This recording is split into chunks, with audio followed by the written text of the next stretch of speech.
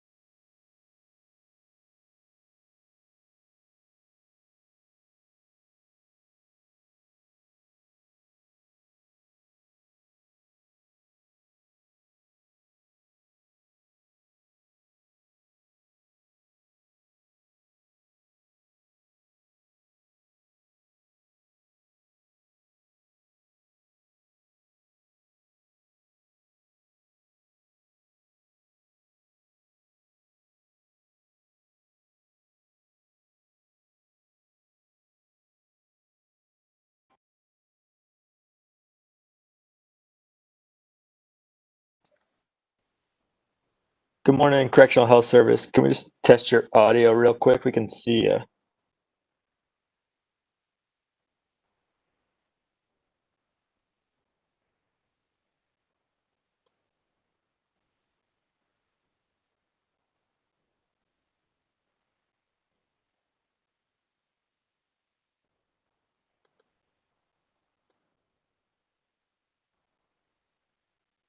Service team, can you hear me?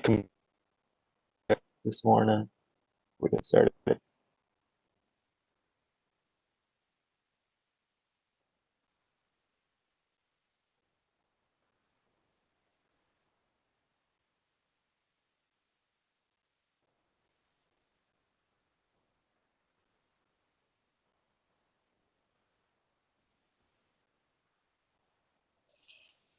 Good morning, everyone.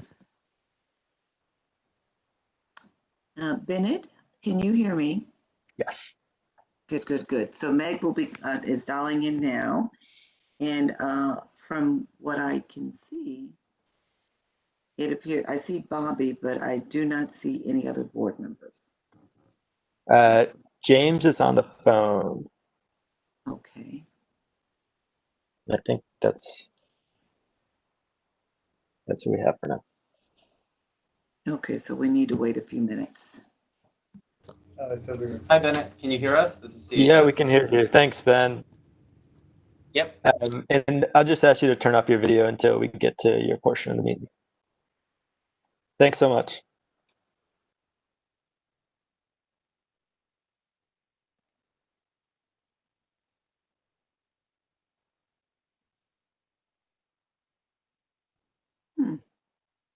So at this point, there are only 3 board members on the. Am I understanding that correctly? There are only 3 of us here? Yeah, that's right. This is odd. Stanley Richards should be joining us shortly.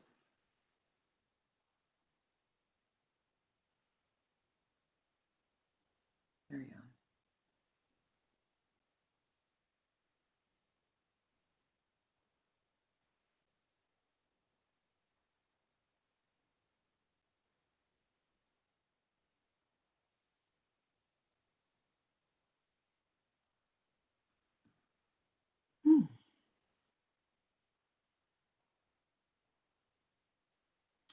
Bennett, Margaret, are you able to hear me?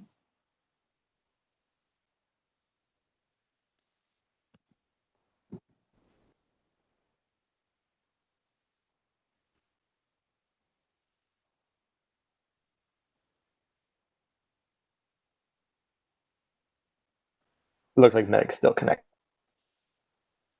Okay. Okay, I'm in. Hi. Hi, would you please send me well, just let me know who of the board is expected and who is not, because we should be beginning, and it's just Bobby and I at this point, and James. Okay, yep.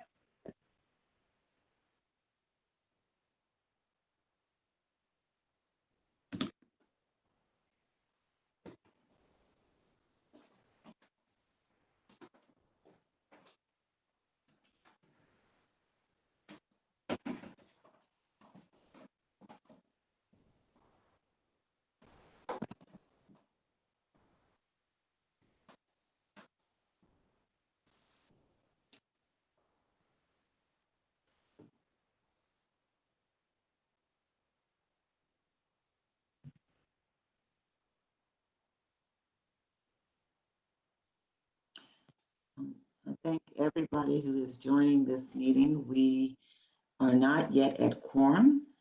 We cannot begin until we have quorum. I apologize for the delay. Trying to see where the other board members are. I just spoke to Zafir. He's trying to join right now. Thank you. And I thought I just saw Stan.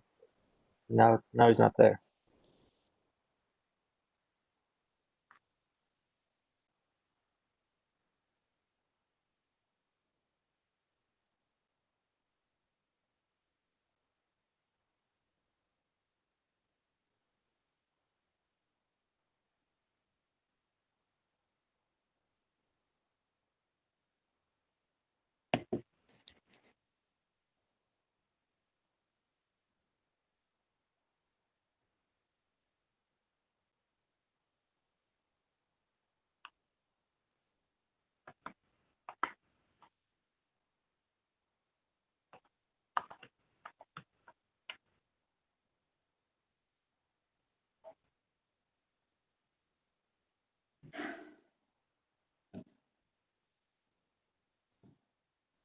Good morning, Felipe.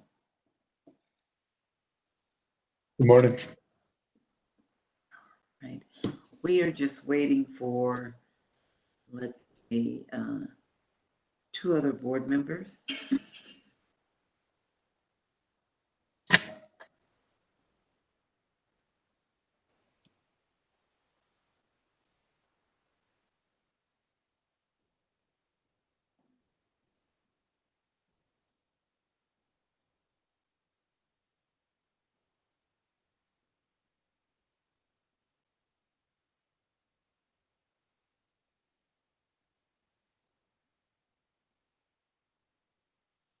And I've reached out to the other couple of board members to check in.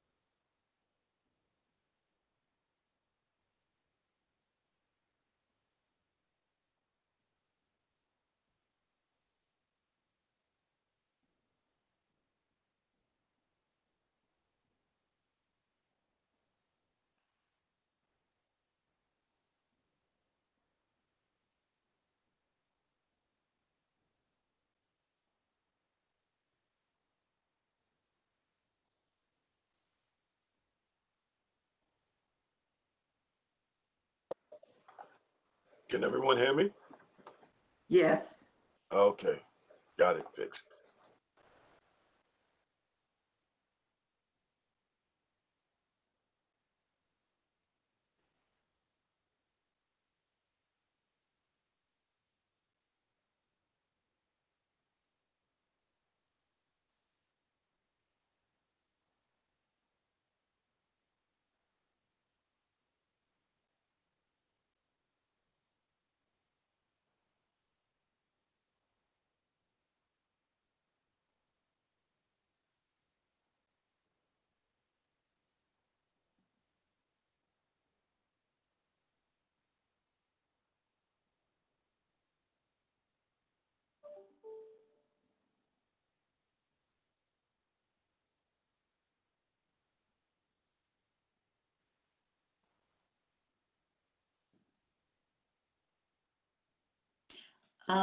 May I ask, is James Perino on the phone? Yes, I am. I'm on the Oh, phone. good, good, good. Okay, so with James on the phone, Felipe Franco, Bobby Cohen, Stanley Richards, and myself. And Michael is calling in. He should be on in a second. Yeah, just give me 1 second to unmute him. But we have quorum, so we can begin.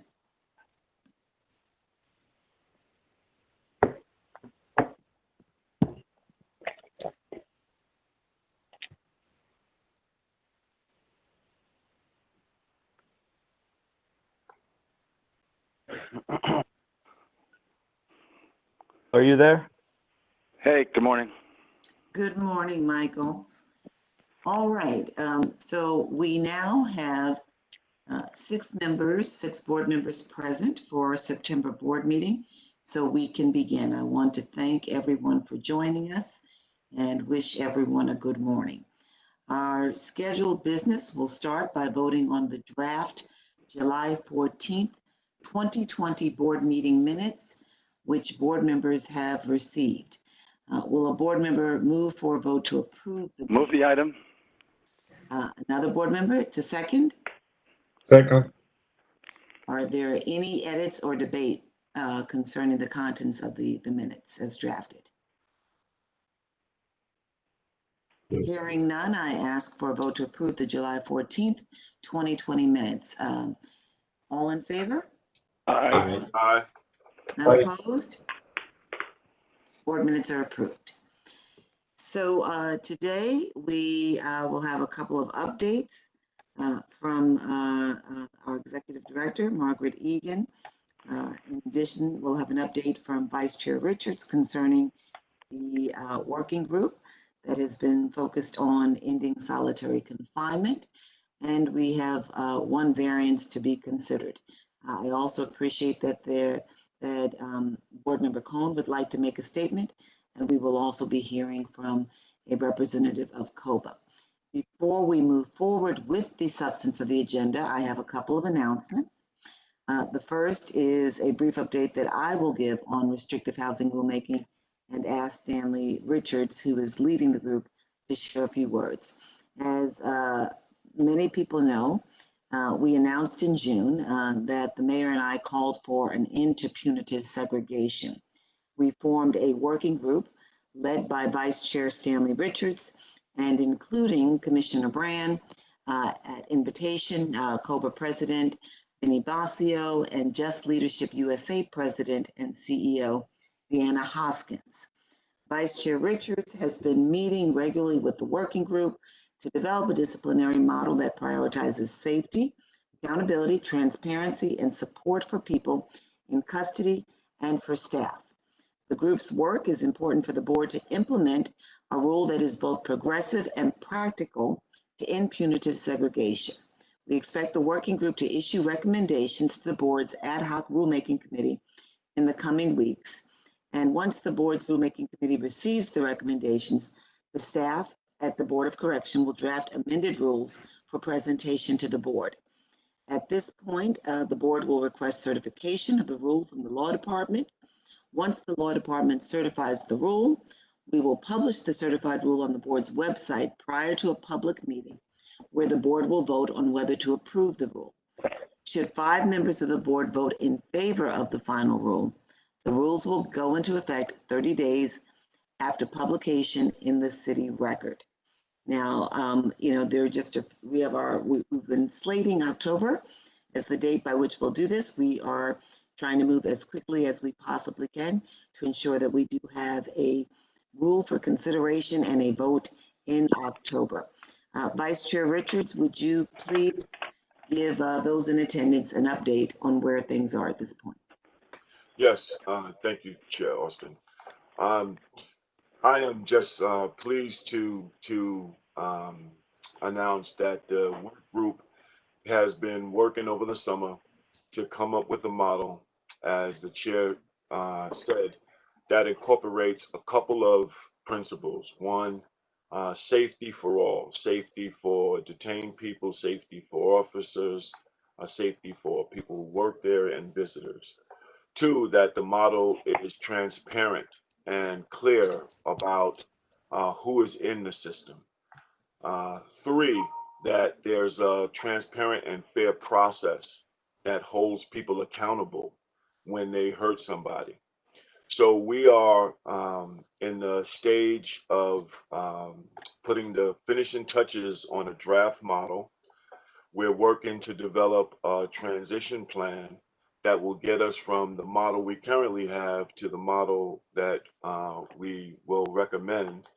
And that's the work that we're going to be doing over the next couple of weeks to present something to the board for consideration. So I want to thank Commissioner Brand, I want to thank Deanna Hoskins, and I want to thank Benny Basio for their insight and participation in this process. This process has not been a process of full agreement. What we have all agreed on is that we need to make sure that the jails in New York City are safe and that people are held accountable when they violate that safety. And we have worked really, really hard to take in the years of feedback that many of the advocates have been talking about, years of feedback of what officers have been talking about in terms of having tools to manage the jails. And we're really confident that we're going to be able to present something to the board that the board will be proud of. So thank you, Chairwoman, for creating this opportunity. and we look forward to the work that we're going to be doing in the future. That's true, Richard. We appreciate all that you're doing, and we appreciate the engagement of the Department of Correction and Commissioner Brand and Deanna Hoskins, as well as COBA, Benny Basio and his representatives on the group. Thanks so very much, and we look forward to this moving forward and coming to its conclusion in October. Yes. I also want to provide an update on the current fiscal crisis facing the city and the Board of Correction. At the beginning of this mayoral administration, the mayor and the city council invested in the Board of Correction as a key partner in the strategy to transform the jail system and the broader criminal justice system. From 2014 to just a year ago, 2019, the board grew from a staff of 16 to 38. Over the past 6 years, the board has leveraged its small but mighty staff to provide high quality and essential oversight, putting out countless reports, passing new regulations on restrictive housing, sexual violence prevention, and reporting of serious injuries, closely monitoring the jails on the ground, holding near monthly public meetings, increasing public engagement, and so much more. We remain committed to being a strong and independent critical partner in implementing the city's vision for closing the jail on Rikers and creating a network of modern and humane borough-based jails, which are smaller, safer, and fairer. The board recognizes that the city faces a deep and very real fiscal crisis. And what we're experiencing here at the board is like other city agencies, like other city-funded organizations and agencies, a cut to our staff and our overall budget.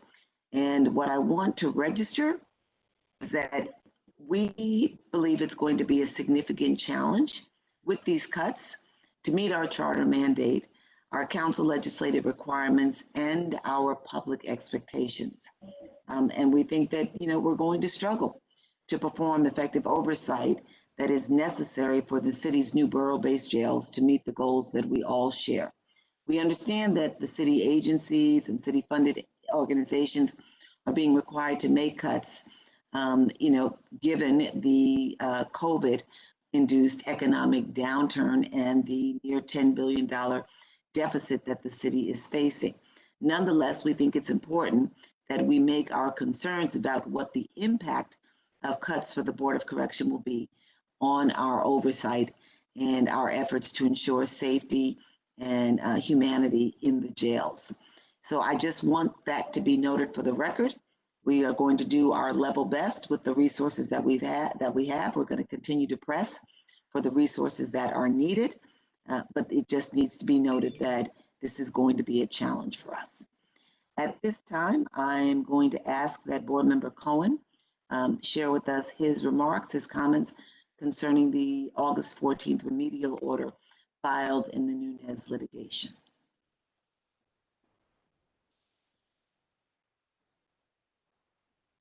Bobby, you're muted. There you go.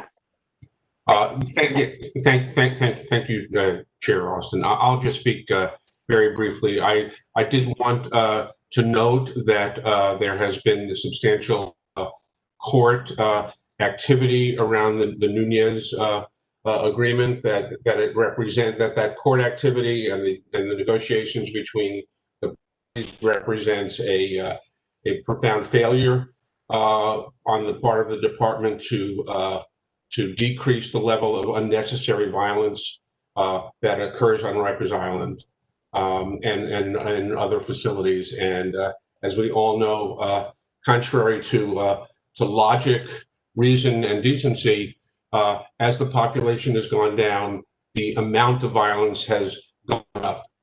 Everyone understands that if you reduce the population and you remove from the population persons with charges that are less severe, the chances of having people with more severe charges will increase. But that would not begin to explain why the increased absolute number of episodes of violence are occurring. So I look forward to a full discussion with the commissioner and other parties involved in this effort, if possible, at our next meeting to understand how the department to respond swiftly and certainly to episodes of unnecessary violence on applicants. And I appreciate the chance to say that. Thank you very much. Thank you, Board Member Cohen. Are there others who would like to comment on that? Okay, seeing and hearing there are none, let us move forward with our public comment on today's variance request. Today's variance request is a DOC request regarding young adult commingling. This variance would allow the department to house young adults, 19 to 21-year-olds, with adults over the age of 21. The board has repeatedly renewed this variance since September 2015. The minimum standard has never been fully in effect for 19 to 21-year-olds. The board currently has a condition in place that only allows commingling, 1, in ESH, 2, if the young adult has engaged in violent behavior towards another person, or 3, if the young adult has engaged in actions that threaten the safety and security of the facility, such as cell door manipulation. Additionally, young adults can be commingled in specialized mental health or medical housing. Okay, I believe there is a list of persons who have signed up.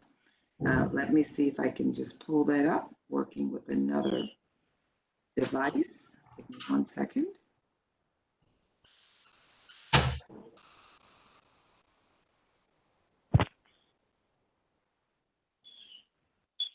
All right. Okay, I have the list of persons who have signed up to speak, and I'm going to call a person's name. All the people who have signed up already, we are going to call your names one by one. When you hear your name, some of you know how to do this, raise your hand using the hand icon below in the participants list or below the participants list on your WebEx screen. If you don't see the participants list, click on the silhouette of a person on the menu at the bottom of your screen.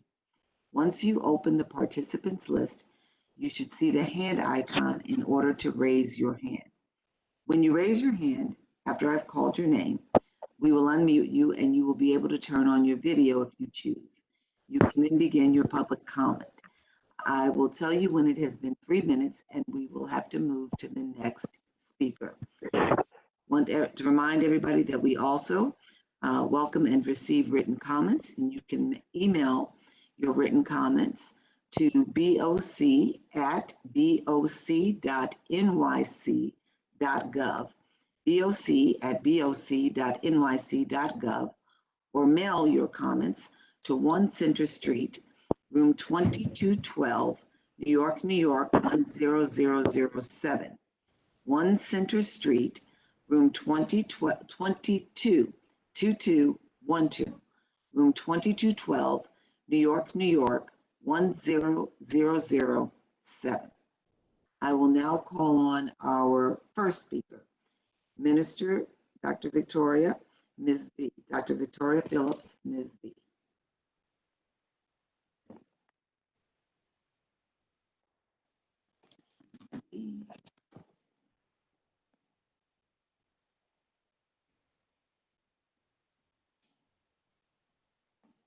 Ms. V, are you with us?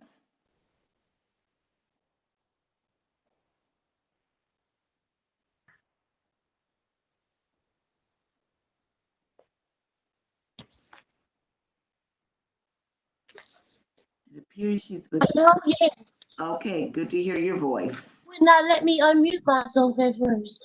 Good morning. I just want to remind the board quickly, according to this variance, that very quickly, that with COVID going on, and the staff now being reduced with at the Board of Corrections, I think it's very important that you really pay attention to this variance and how soon the board will actually be able to respond to reports and follow up on things, because the youth that's actually being mixed, and also pay attention to programming, because one of the successes that the department always said was the ability to have the programming in the units and things. And so I don't want any excuses around this COVID issue to be a reason where there's a lack of programming or follow-up to continue to be successful, because many of the youth advocates have always raised concerns on why they don't think commingling should exist at all. And having worked behind the walls, I've seen the benefits and the pros. I'm just saying, if you're going to continue the variance, pay attention to the accessible programming that is supposed to be going on, that the department is saying is still occurring, and not that is no watered down programming as well, not no sheet of paper that they've been getting over the last couple of months to say that they're having access to programming, but actual programming. And those who are in mental health units, make sure they're actually having their appointments and not being rescheduled and having 2 and 3 months go by without actually seeing a mental health professional. Those are loopholes that always occur in these units. And I just want to just also bring up many times people are placed in GP who have mental health diagnosis and they are not properly classified. And so they end up in like solitary from getting beat up, having fights and stuff.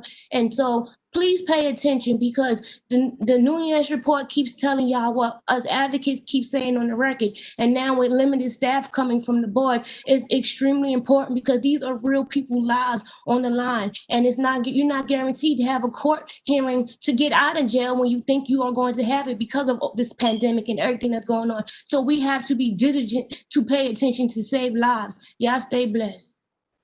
Thank you. Thank you, Ms. V. Our next speaker is Danielle Gerard. And her hand is raised. Danielle, you begin. Danielle, can you hear us? Yes, I can. Can you hear me? Okay. Yes. Okay, thank you. Thank you, Chair Jones-Austin, board members, Ms. Egan. I am Danielle Gerard, staff attorney at Children's Rights. We appear before you at almost every Board of Correction meeting to testify against requested variances. Today is no exception. Instead of granting the Department of Correction yet another variance from minimum standard 1-02 to permit commingling, we urge the board to require the department to set a firm timeline for ending commingling and to provide access for all young adults to young adult housing programming and services, and a firm timeline to end the department's continued reliance on ESH and the secure unit. There is no evidence that the practice of commingling reduces violence. In fact, during the years that the board has essentially been governing by variance, the department's management of use of force on Rikers has not improved. The Nunes Monitor's 2 most recent reports show that use of force numbers are up. We refer you to our written testimony, including the Monitor's specific findings. With at least twice as many correctional officers on active duty as incarcerated persons on the island, this seems to defy common sense, as Dr. Cohen just mentioned. As Children's Rights has testified repeatedly over the years, there are more effective and lasting methods to reduce violence, including increasing services and age-appropriate programming, as well as continued better training for officers. Once again, we urge the board to shift the department's emphasis regarding young adult housing areas. These areas should not be used solely for quote unquote compliant youth, but should be supportive, age-appropriate settings in which department staff can respond properly and effectively to wholly predictable issues arising among detained young people. The department has maintained that this is its goal since at least August 2014, and yet here we are again, like a broken record, requesting that the board deny the variance to continue commingling. As always, we urge the board to require the department to comply with minimum standards as written, especially with regard to the young adult plan, even during COVID. It does not appear that either the board or the department has a plan for allocating resources for management officers, training, programming, and schools for addressing the needs of incarcerated young adults. In addition, there does not seem to be a comprehensive plan in the works for this vulnerable population after Rikers closes. Children's Rights is deeply troubled about the lack of a plan and calls on the board and the department to develop one that truly and immediately addresses the needs of all incarcerated young adults. Finally, it is our understanding that the board may vote on restrictive housing rulemaking at the October board meeting, as Chair Jones-Austin mentioned. We urge the board and the law department to provide the text of the proposed rule 10 days in advance of any vote so that advocates and the public have a meaningful opportunity to review it before the meeting. Thank you very much. Thank you very much. And I'm just going to interject here quickly, just apart from the public comment, to respond to you. We will provide the requisite 10 days. We will, the aim is to vote on the restrictive housing rules in October. If we run up to challenges with respect to time, we will not shortchange the public with respect to the public comment period, but we still are moving to meet the October timeline. Let's move forward and let's hear from Romeo. Forgive me if I'm misstating your last name, Romeo Sagisag. Sagisag. Are you with us? I don't see that person's name in the participant list. That name does not appear to be here.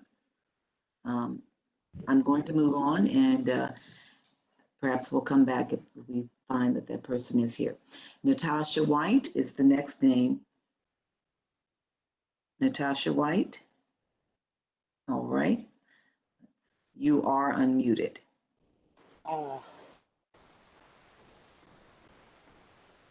I'm Hello. coming. Hello. Can you hear Hi. me? I Hi. can hear you. Thank you. My name is Natasha White. However, my comment is strictly about solitary, holding solitary confinement. My name is Natasha White, and today I want to remind you that solitary confinement is torture and has long-term mental effects. I'm not a doctor. However, I'm not only a survivor of solitary, but also a woman who had to deal with what solitary confinement can do to a loved one. Jails and prisons justify solitary confinement by saying it's supposed to teach you something.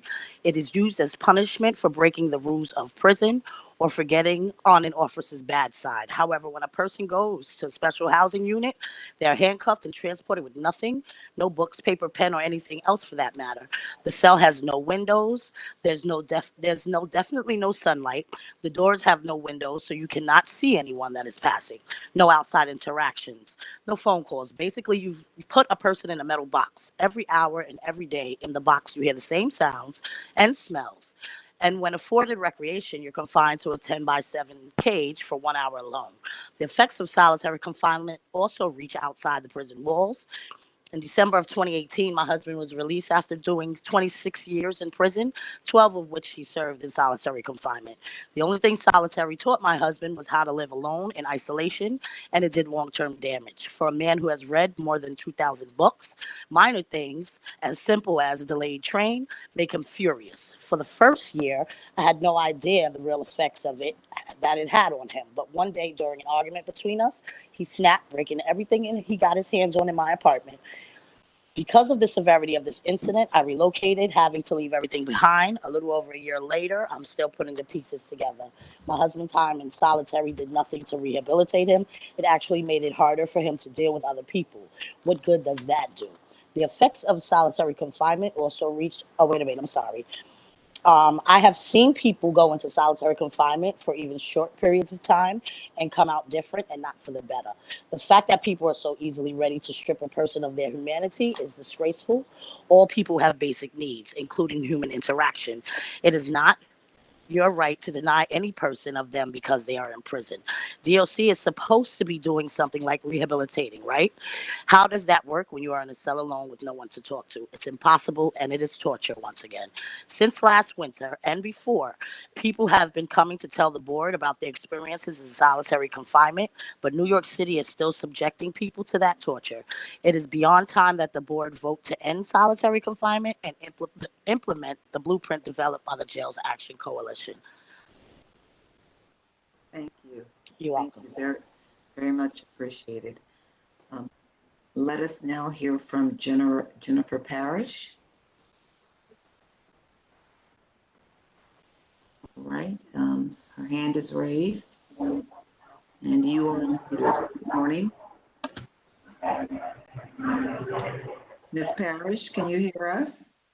Yes, can you hear me? Yes, we can. Okay, great. Thank you so much. My name is Jennifer Parrish. I'm the Director of Criminal Justice Advocacy at the Urban Justice Center Mental Health Project and a member of the Jails Action Coalition and the Halt Solitary Campaign. The board enacted the rule requiring that young adults be housed separately from adults after hearing testimony from many stakeholders about key differences between young people and adults over 25 years old. That young adult brains are still developing, that they're more impulsive and less likely to understand long-term consequences of their action, and perhaps most importantly, that they have tremendous potential for change. Thus, the rule requiring separate housing for young adults was passed. It was a recognition that the population is distinct, has needs that must be met in a different way. Just as the department houses women and men separately. Yet the board is able to hold the department accountable, repeatedly granting this variance. Yes, there are conditions on the variance, which is a positive step, and there have been times that the board has required the department to put forward a young adult plan. But the department has not focused on developing a comprehensive plan that adequately addresses the needs of young adults. Rather than truly confronting this issue, the board has chosen to resolve the need for these variances by accepting what the department claims it can do and enshrine that inadequate system in its rules. This approach is misguided, and the board should rethink its plan.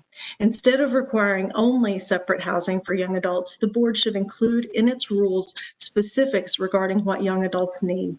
The rules should comprehensively address programming, supervision, and housing placements. Instead of continuing to grant this variance and vote in favor of the rule provision regarding young adults, I encourage you to enact rules that require the department not only to house young adults separately, but to address their developmental needs comprehensively. Thank you. Our last speaker during this public comment period is Mary Lynn Worlwas. Her hand is up. Please unmute her. You are unmuted. Please begin. Thank you. You're muted again. Okay. Good morning. Thank you. My apologies, I can't get the video working. I am Mary Lynn Worlwas, the director of the Legal Aid Society's Prisoners' Rights Project. We oppose this variance. I want to echo, we support all of the comments you've heard this morning about the variance. We are deeply disturbed that granting this variance based on what has been presented to the board and all of the information you have before you this morning when you're called to make this decision would simply be rubber stamping and a further retreat from the young adult plan that the board so carefully crafted several years ago. And what I mean by that is your own data on your website tells you that the commingling variance has been abused by the department. That it is not the exception, it's not the individualized determination they claim it to be, but nearly half of the young adults are housed outside of young adult housing, and that means effectively excluded from the young adult services, the young adult programming, and the young adult behavioral management that they need. Let's not, there is a critical link between this issue and the one that Dr. Cohen raised earlier, which is the level of violence amongst this population. It is intricately tied to managing this population and giving it what it needs developmentally. That is not happening when the young adults are commingled. It's not happening under COVID. The programming, the educational outcomes are abysmal. It's quite frankly, the letter submitted by the department does not describe the reality on the ground. And if they are tutoring one person at OBCC getting a diploma, that's outrageous.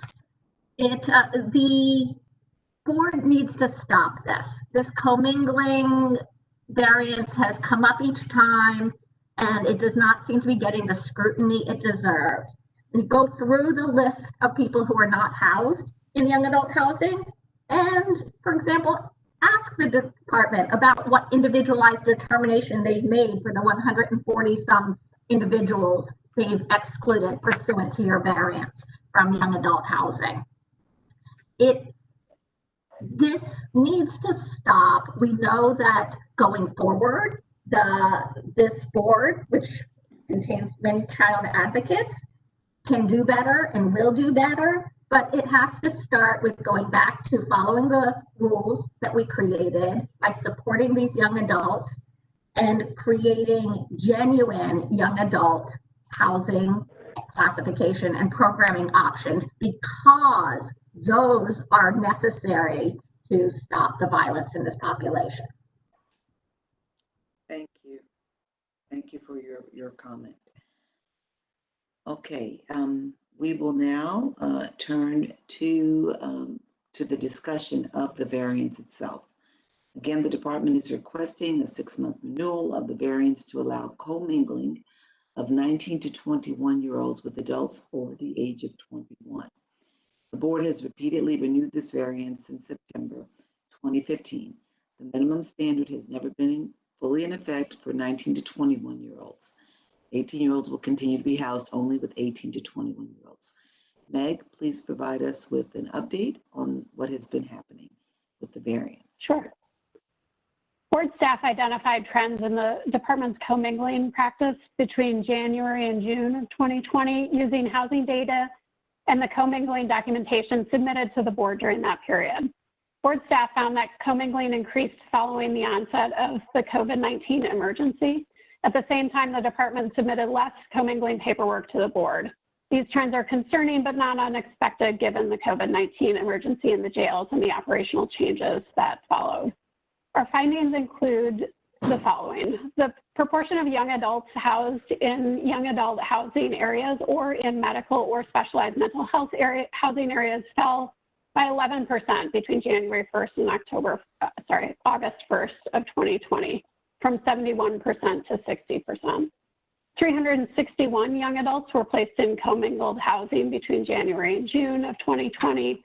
The department's commingling determination reports included documentation for 94 young adults commingled during this period. Most commingling requests submitted to the board cited violence as the reason for the request.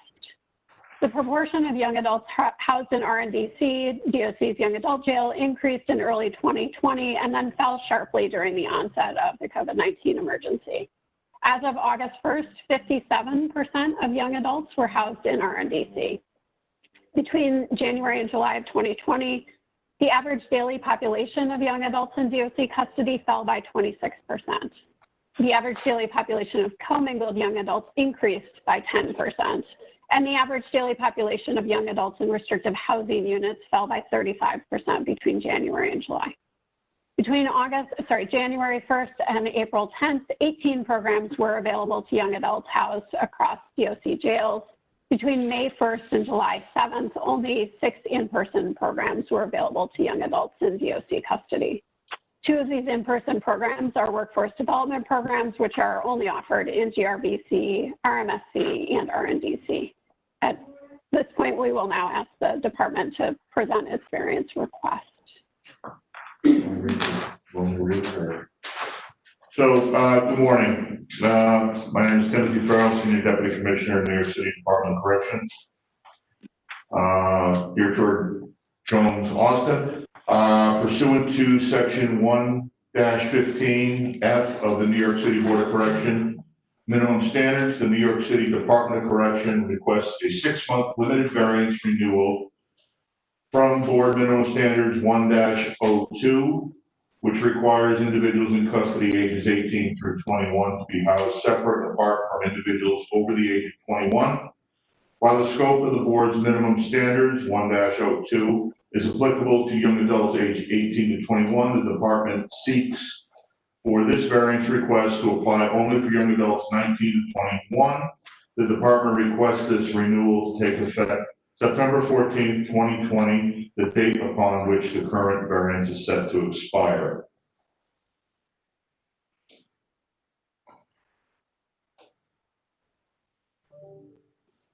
All right.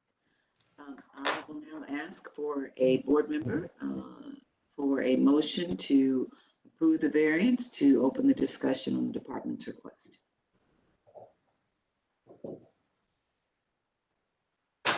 May I have a motion? Motion. May I have it seconded? Seconded.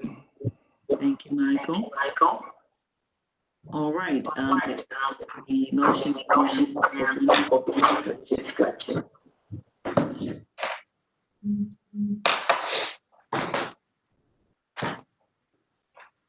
Are there any comments? Any questions? Bobby? Bobby, you're muted.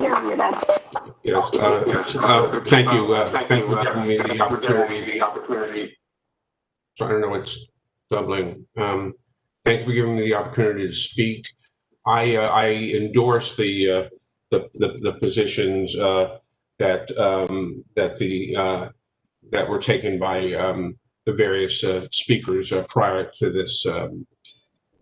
the reading of this motion. The young adult program was designed to be a young adult program, but more than 40% of the people in the young adult program are not in the young adult program. They are in 7 different facilities right now. The department barely has the capacity to run programming in RNDC. It didn't for almost a year, and now claims that it can run that young adult program in 7 different facilities. At the present time, there are young adults in RNDC, OBCC, GRVC, AMKC, MDC, NYC, and VCBC. That is not possible. The department argues for the commingling because young adults are violent. The purpose of the young adult program is to recognize the violence that is part of being a young adult raised in New York City in 2020, and to respond to it. And rather fundamentally, the department uses the commingling part of the commingling variance to dismantle substantially the young adult program.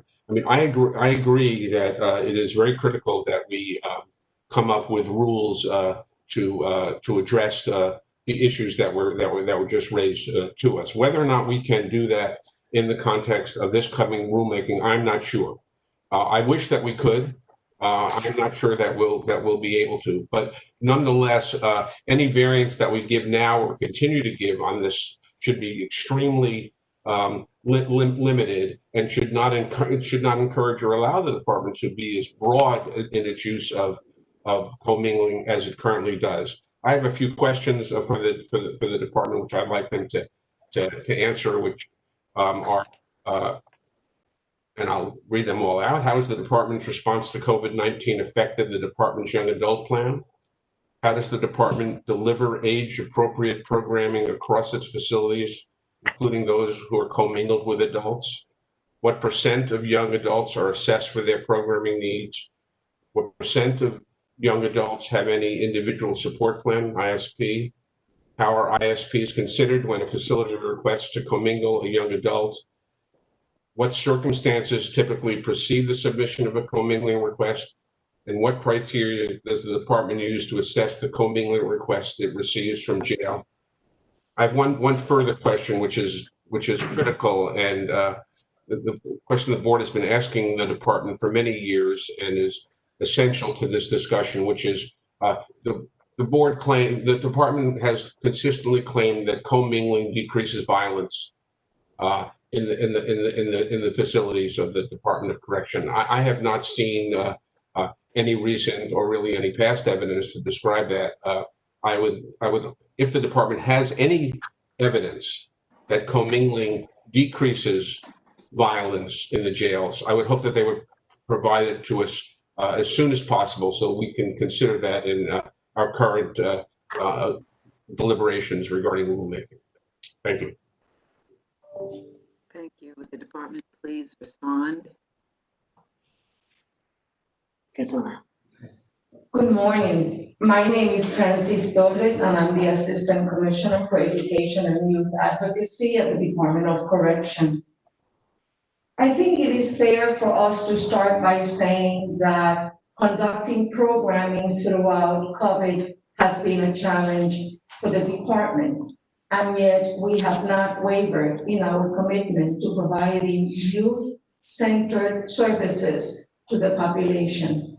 For an example, early March, beginning of April, we went out and purchased a series of books and materials that are age appropriate. All of those materials were distributed not only in those facilities where we have the young adult housing areas, but in every housing area where we have commingled young adults. The materials that we purchased were not just solely for the young adults, as we also invested in materials for the adult population. As one could imagine, we were all concerned with the safety, not just of the population, as well as our staff. And as such, we mapped out a plan of action for us to be able to continue the provision of services that included the distribution of tablets after an interruption of about 8 months, and the tablets are of content that is appropriate to age. We began at RNBC, followed by ROSI's, and then GRBC, and so forth. The tablets have a content on education, a content on entertainment, a national library that consists of over 3,000 series, has games, and so forth. We also committed ourselves and provided the necessary support to the Department of Education in the continuation of educational services as outlined by our partners at the Department of Education. We began first by distribution of individual learning packets that were prepared by our partners at the Department of Education. And at the same time, we linked them to our APDS tablets providers in order for us to move education forward. And a process that began with packets continued into the use of tablets, where the Department of Education instructors were able to load content of age appropriateness at RNBC, and those materials were then reviewed by our enrolled students. We are presently embarked in negotiations with the Department of Education in order for us to move remote learning to a different sphere. And what we mean by that is that presently at RNBC and Rosensinger, we are retrofitting very specific classrooms that would allow us to have video teleconferencing by instructors from the Department of Education. And that video teleconferencing will continue to be supported by 2 major platforms. Number 1, hotlines that were developed early June and continue to be in existence. Number 2, messaging between the student population that are responded to by teachers and counselors. Of course, wherever we are not able, because of cabling or Wi-Fi, to establish these connections, the Department of Education is committed to continue their services through learning packets, as well as the utilization of the tablets that we have distributed across the department. Interesting enough, in 2015, we embarked at least 21 program counselors, and those program counselors are the program counselors responsible for individualized programming as well as group programming. And I think that something we did not do justice to ourselves was the following. In order for us to continue to provide the best possible programming that we could throughout COVID, we actually took some of those program counselors who already have over 5 years of employment with us, and not just employment, but also the necessary training components in youth-centered curricula, and we disperse them through the department, meaning any program counselor that we needed to address the young adult population at MDC was transferred to MDC. A program counselor where we needed at BCBC was transferred to BCBC, and so forth. Please let us know if you have additional questions.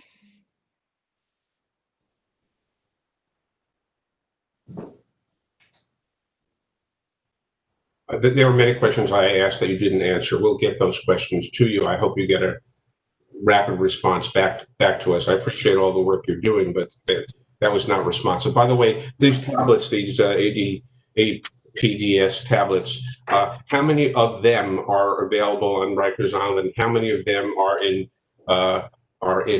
the 7 housing areas where the young adults are housed in VCBC, NIC, MDC, AMKC, GRBC, OBCC, and RNDC for the men?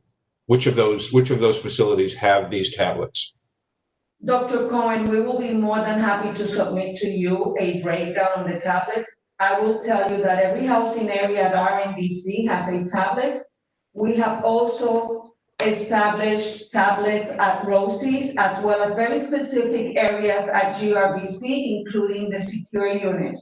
But as I mentioned, we'll be more than happy to provide you with a breakdown across the facilities. Okay, it's my understanding there are no tablets any place other than RNDC and Roseanne Singer. You're saying that there are some in the secure area in GRBC as well? Actually, yes, Dr. Cohen. We provided the secure unit, all of the young adults assigned there access to the tablets on a very specific schedule. Our rollout, unlike the previous one that we did in 2018, has been slow for the very specific reasons that, number one, we needed to ensure a CLO was operational in all of the facilities.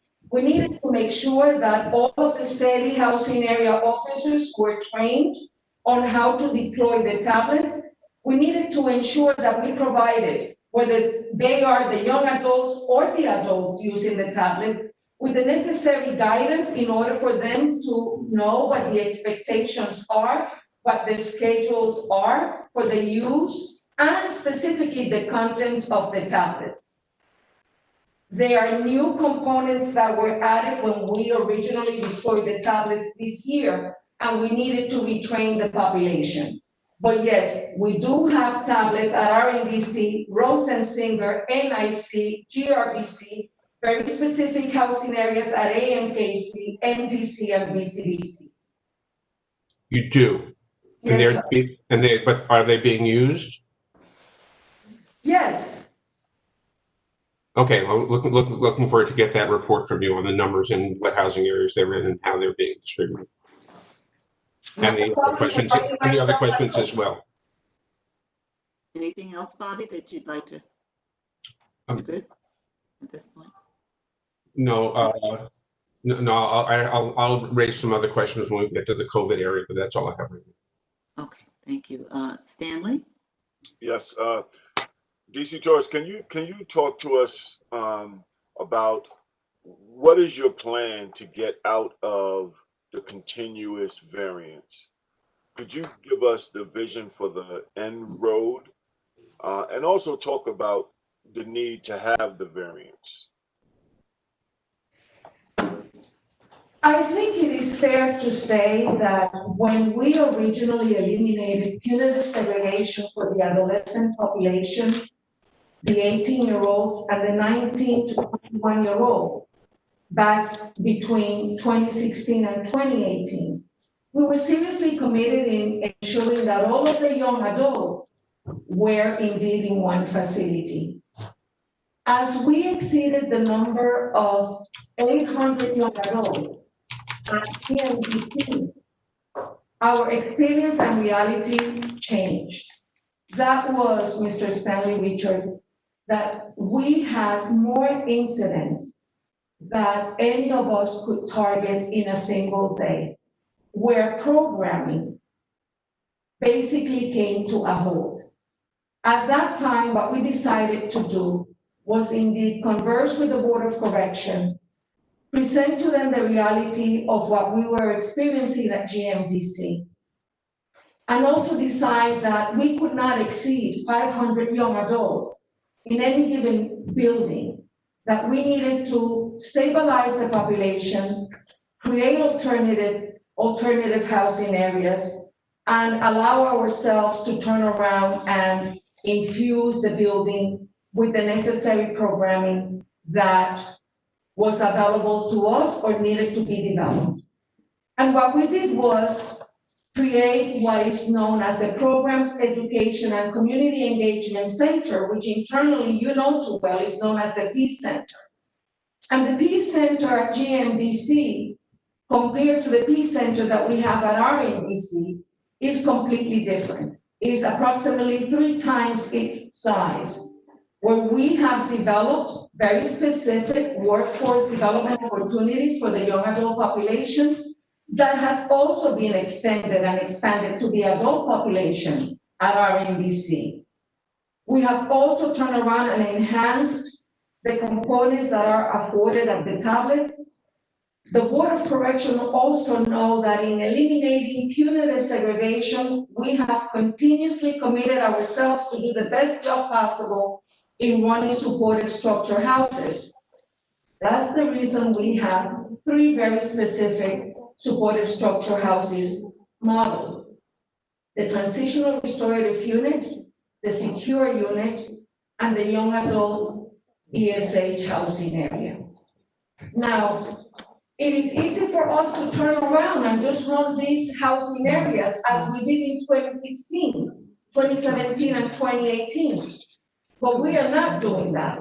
Just recently, some of the members that are around this table, specifically my direct supervisor, Deputy Commissioner Judy Beal, the chief of this department, the senior deputy commissioner, have reviewed and are finalizing the draft of the Transitional Restorative Unit new directive.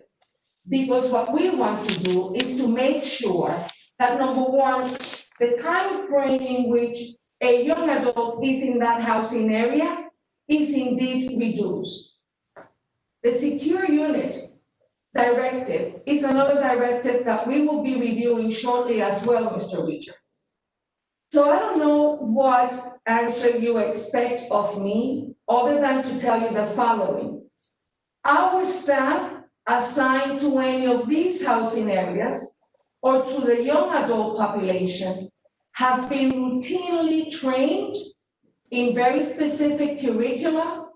They have indeed modified what is known as the individual support plan that is developed by our counseling staff, especially those individual support plans that are developed for any kid who is in a transitional restorative unit, a secure unit, or a young adult housing area. Furthermore, I'm sorry, Mr. Richards, yes. No, go ahead, you finish, and then I'll, yeah, go ahead, finish. I'm now very excited to share with you that with Deputy Commissioner Judy Beal, our division is moving into unit management, case management, and we are, for the first time, after much planning, going to be able to integrate an assessment that will concentrate on needs and risks of the population. And based on that, we will be able to develop a thorough case plan for not just the young adult population, but ultimately for the adult population as well. Yeah, I think what I was asking for, what is your vision for the young adults in the system totally? What we know, what you just articulated, a couple of things, right? One is that the circumstances by which you described in 2017 aren't the same circumstances we find ourselves in today. Population is down significantly overall. The young adult population is down from where it was at in 2017. We don't just have young adults in the various restrictive housing that you talked about. We have young adults throughout the system, not in young adult housing, right? So it's not just because we have these restrictive housing models and we eliminated punitive seg for young adults is why we have commingling. And what I was asking for, and what I was hoping for, was a vision that the department can articulate that will allow all of us to understand where is the department heading when it comes to young adults.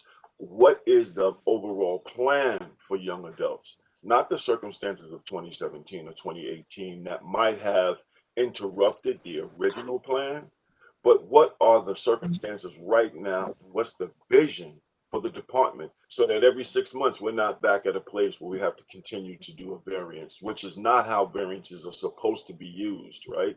So what is the vision for the department with young adults is what I was asking. So I'm going to end there and let someone else ask the question. No, if I may just jump in here. Please go ahead. It is fair to say that the vision of our department, as it relates to the young adults, is to ensure that we assess them properly and that in the assessment, we are able to target their needs and their risk.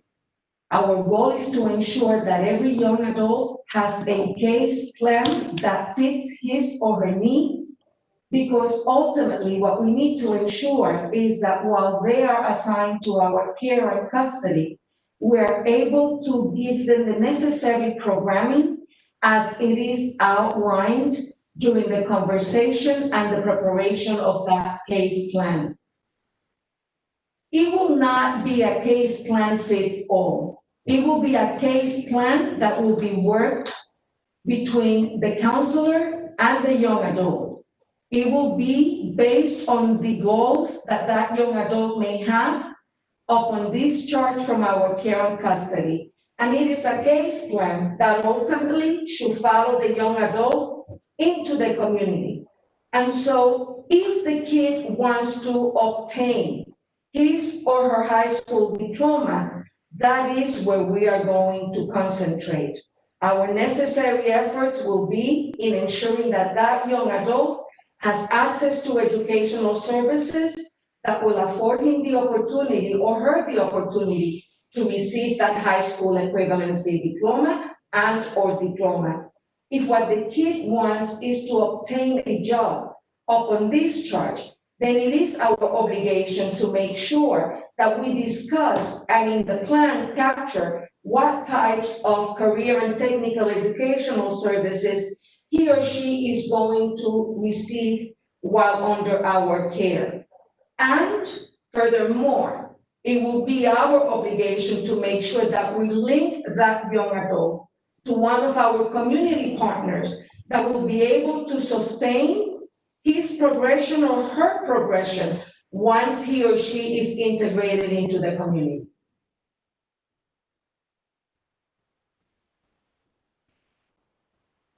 Stanley, please unmute yourself.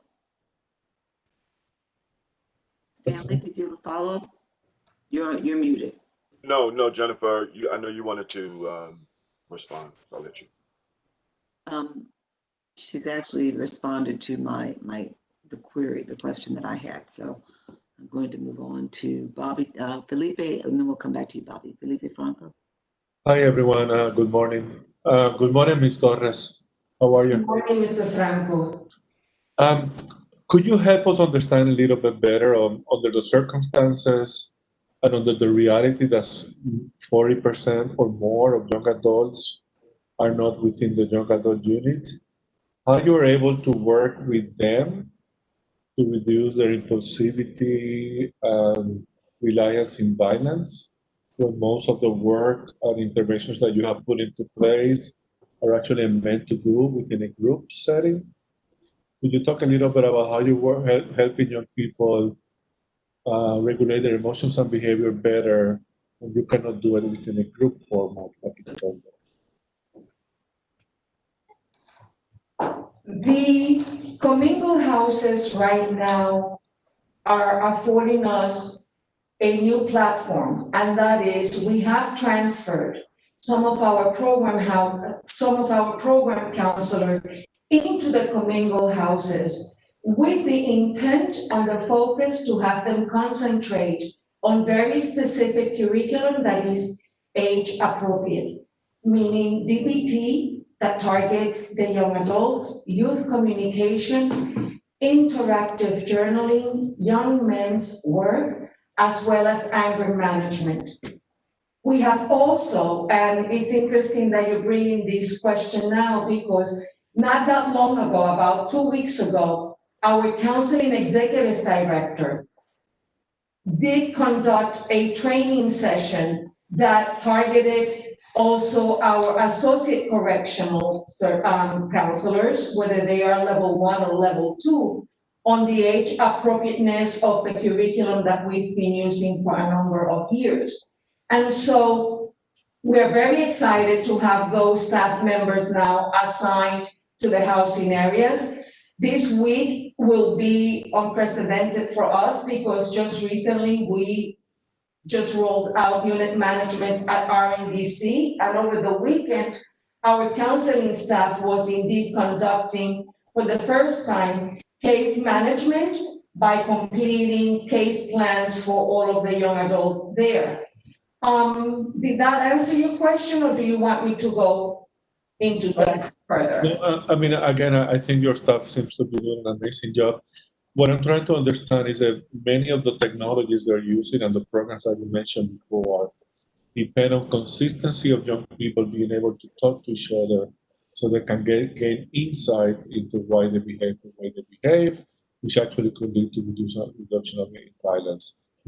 If young adults continue to be removed from the unit and be spread throughout Rikers in several different spaces, how are you able then to create that group cohesiveness that is necessary for young adults to regulate their emotions and behavior better?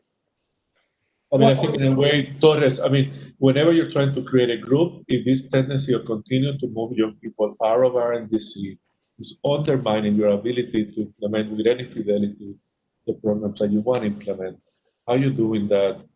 I mean, how you've been able to do the work if the young people are continuing to be removed from the group? I think that the best way to answer is as follows, Mr. Franco. When you have a young adult whose behavior is challenging or who is or poses a risk to the security of others, that young adult is indeed taken to the side and is assigned to a housing area that best fits his needs. And upon assigning that young adult, that kid into the housing area, we immediately develop an individualized support plan. The individualized support plan captures the young adult's short and long-term goals, his strengths as well as the weaknesses. And that is how programming is designed for that kid. Upon completing the requirements and transferred out of the housing area into general population, the counseling staff has access to that individual support plan. Because what we want to ensure is that our staff continues to work with the young adult on meeting the short and the long-term goals. So if the kid is indeed commingled, that ISP follows the kid into that commingled house. If the kid had already started any of the other programming components, that component follows the kid into that commingled house.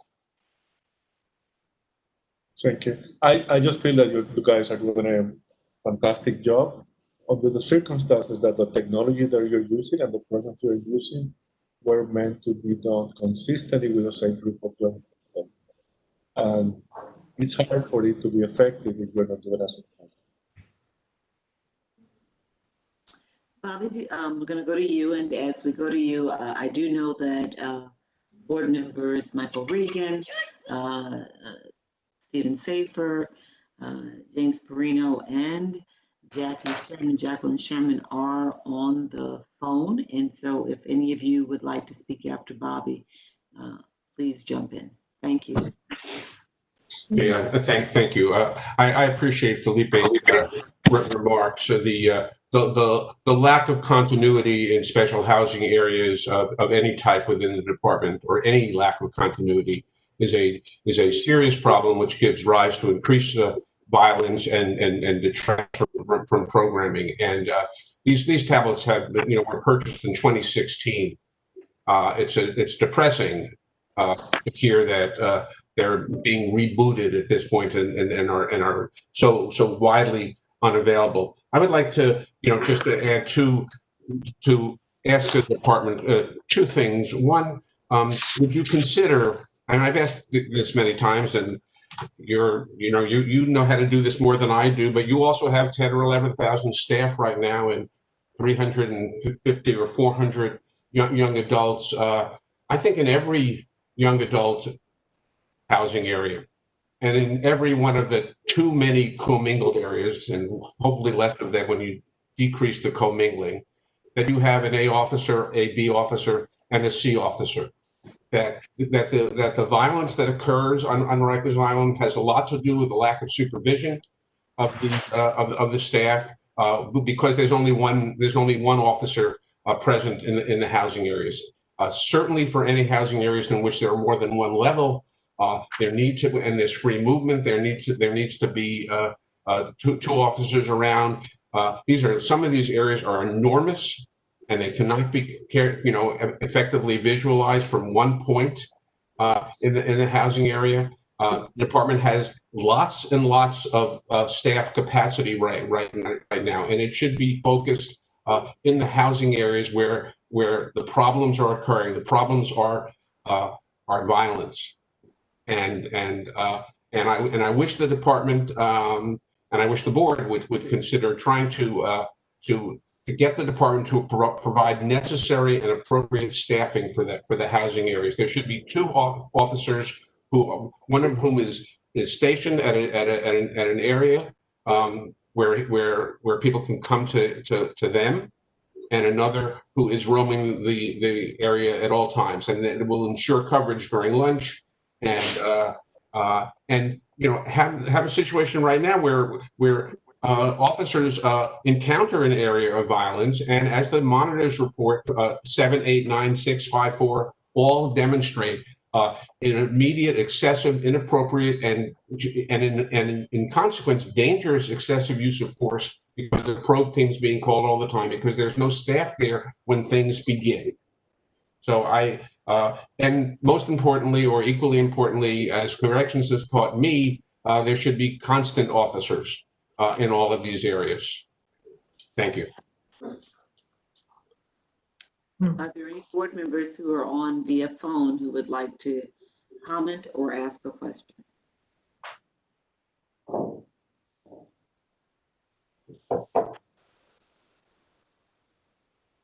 Hearing none. If there Wait, Jennifer. Hello. Staff here. Jennifer, can you hear? I'd like to make. Okay, let's begin with Steve, and then we'll go to James.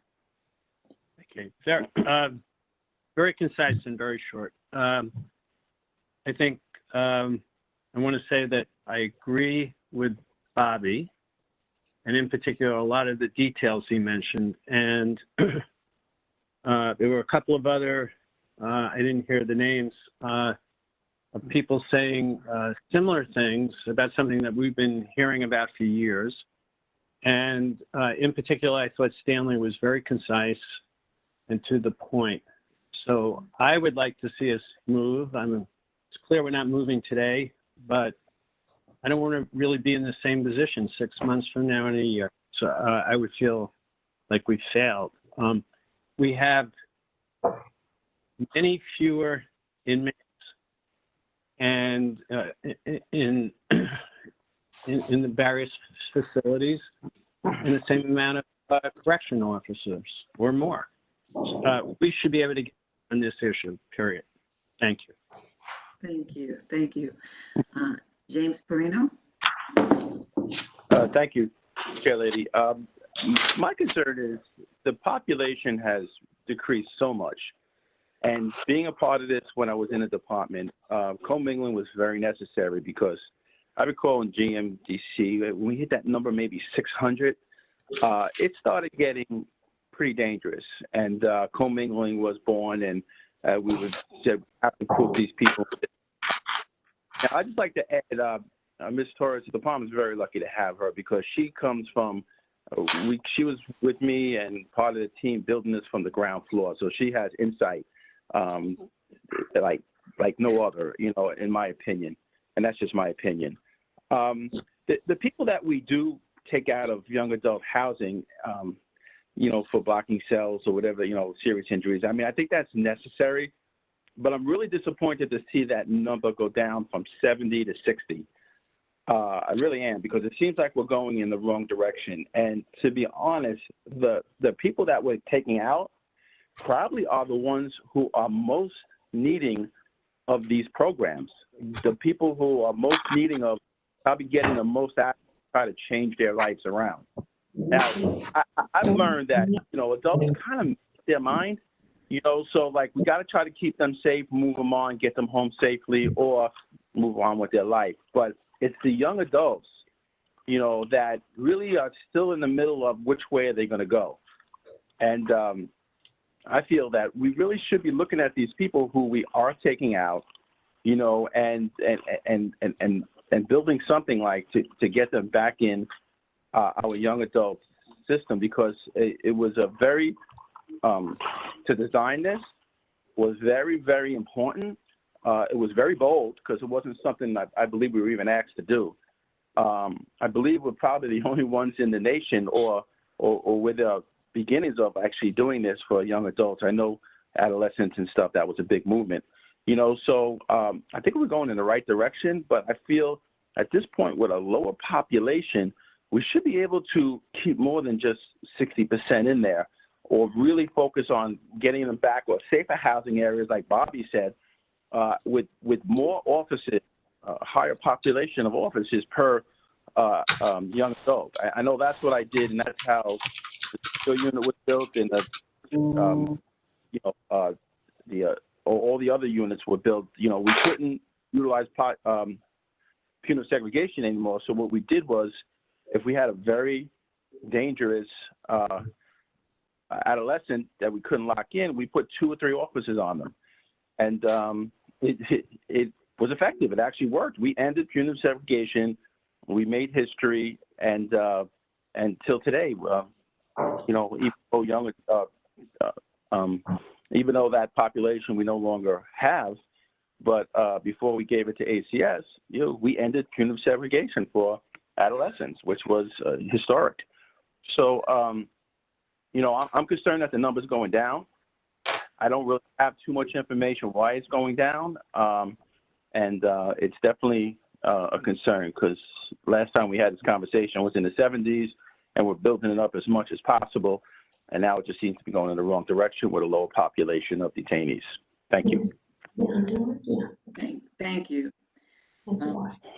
Hi, so good morning. This is Chief Jennings, and I want to just say that my office is closely working with custody management to make sure that we are filtering young adults back into RNDC. And one of the things, because of COVID, we have MDC doing all of the new admissions for males 18. So currently we have about 40, 30, 35, 44 new young adults in MDC that as soon as they finish COVID testing, we will be filtering them back into, well, not back, but into RNDC because they're new admissions.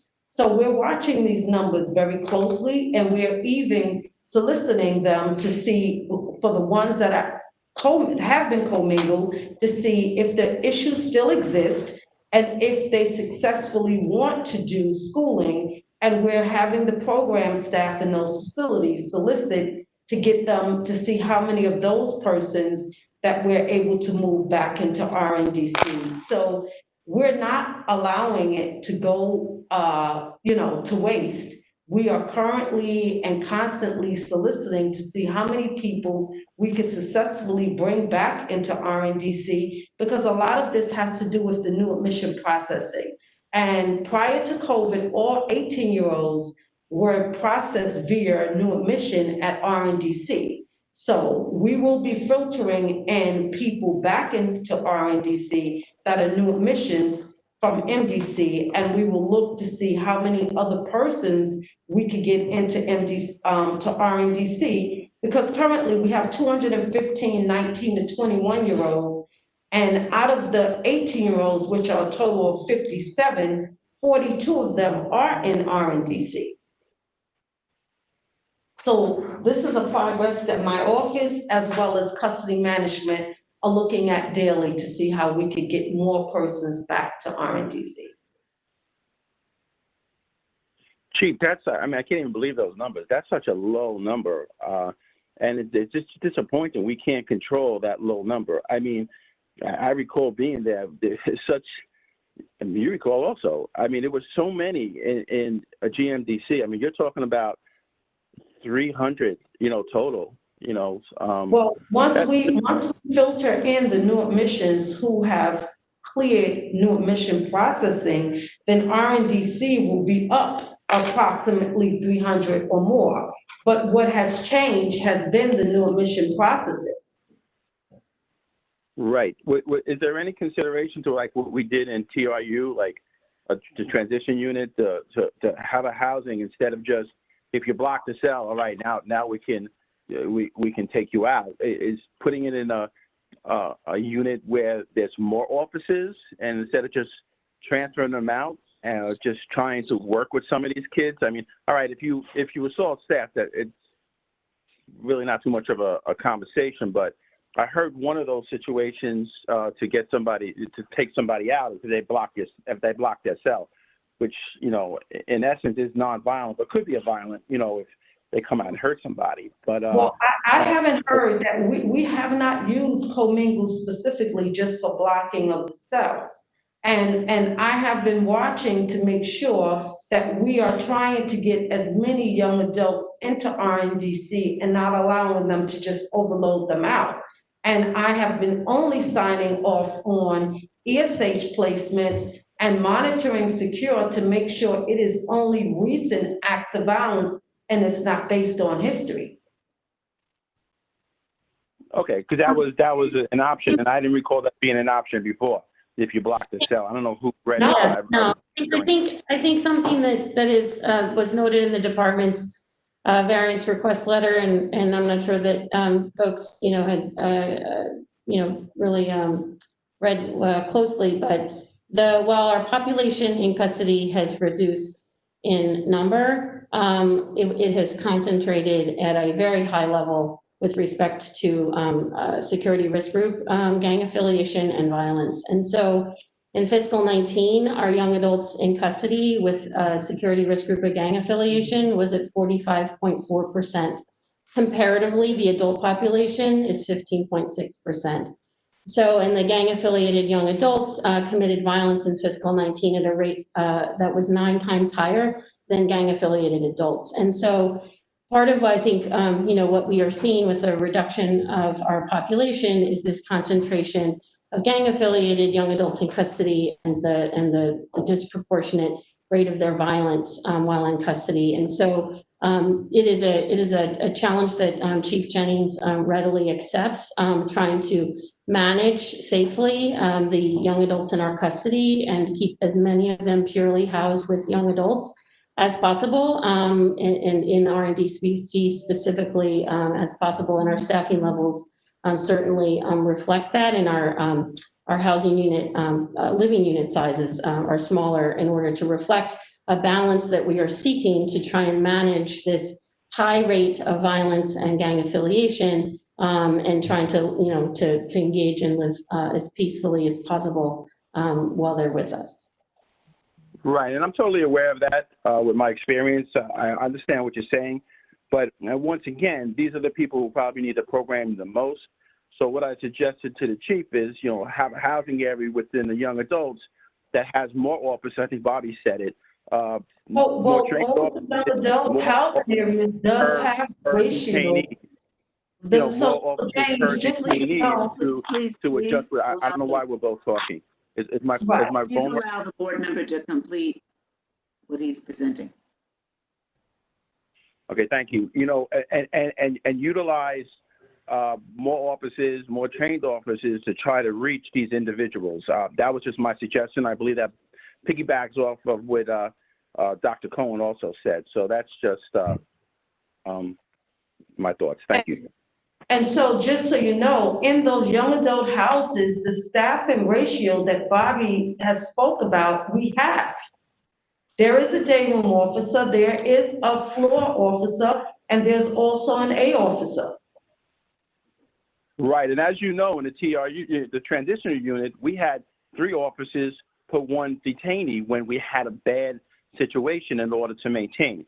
So I understand there's some staffing levels, maybe they should be looked at.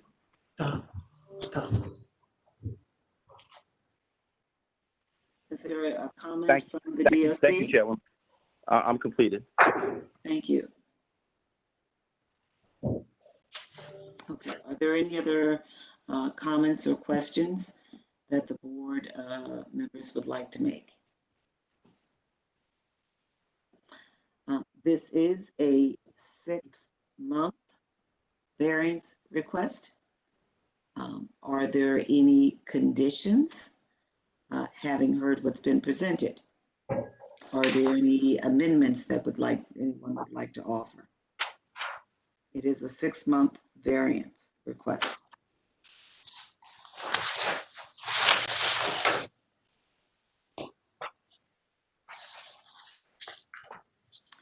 Okay, I'm hearing that there is no request to make any modifications, amendments, and there are no conditions.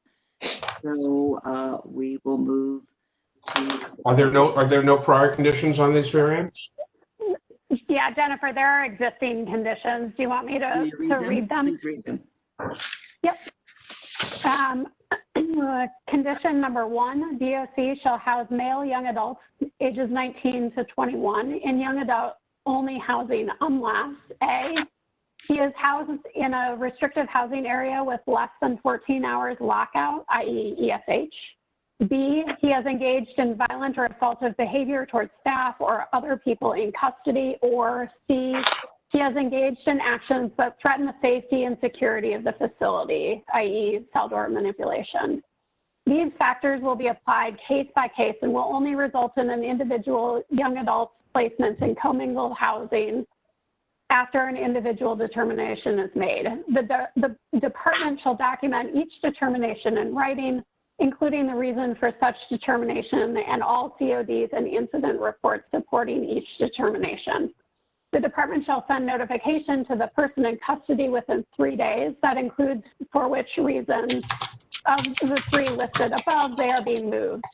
The department shall send to the board a biweekly report of all such determinations, including the reason for the housing determination and the full record of CODs and incident reports supporting such determination. Condition 2, during the pendency of this variance, the department shall provide the board with a monthly census showing in which housing units and jails 18 to 21-year-olds are housed, and the department shall continue to A, provide the board with a monthly progress report on its implementation of the young adult plan and implementation of alternatives to punitive segregation, i.e. second chance, true and secure units, and B, provide its progress report for each month on the 10th business day of the following month. Those are the existing conditions. All right, I have a question. Having heard the comments and the concerns presented by the board members, perhaps we should consider a 3-month variance at this time. Seeking to understand better the vision for addressing the issues that have been presented. I'm sorry, I'm speaking. I'm not sure if somebody else wants to make a comment, department or otherwise, but if you would just allow me to complete my statement.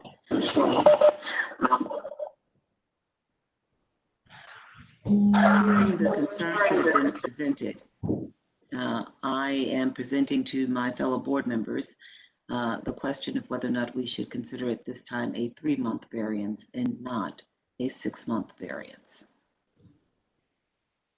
Would anybody like to discuss that? I think that's a great approach given the discussion that's taken place. I'm very much in favor of that. I agree too. I agree also. So here's what we will James do. Carino, I agree also.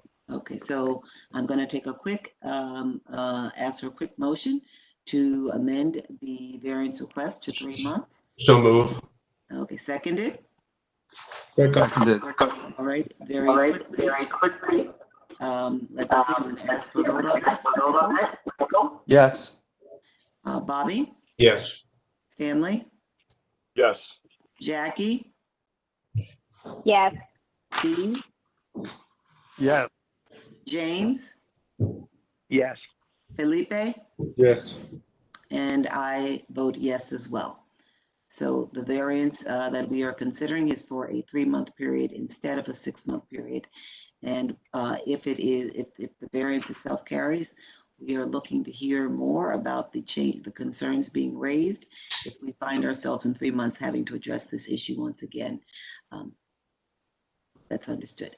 All right, let's vote on the existing conditions. We will vote them all at one time.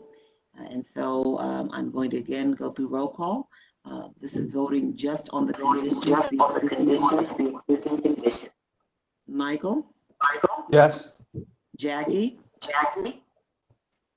Yes. Steve? Support. James? Yes. Felipe? Yes. Stanley? Yes. Bobby? Yes. And I vote yes as well. So now, having heard the variance request, having approved the conditions, the amendment to the time frame, it is time to vote on the variance itself. May I have a motion? So moved. Seconded? Second. Okay, good. Excuse me, Madam Chair, this is Heidi Grossman. I just wanted, before we move forward with the 3-month variance request, my question is, are we having a December meeting? Because if the variance is going to be extended for 3 months, that would bring us into December, and I'm not sure if we're scheduled to have a December meeting. So if at all possible, could we do it for January, make it a 4-month variance?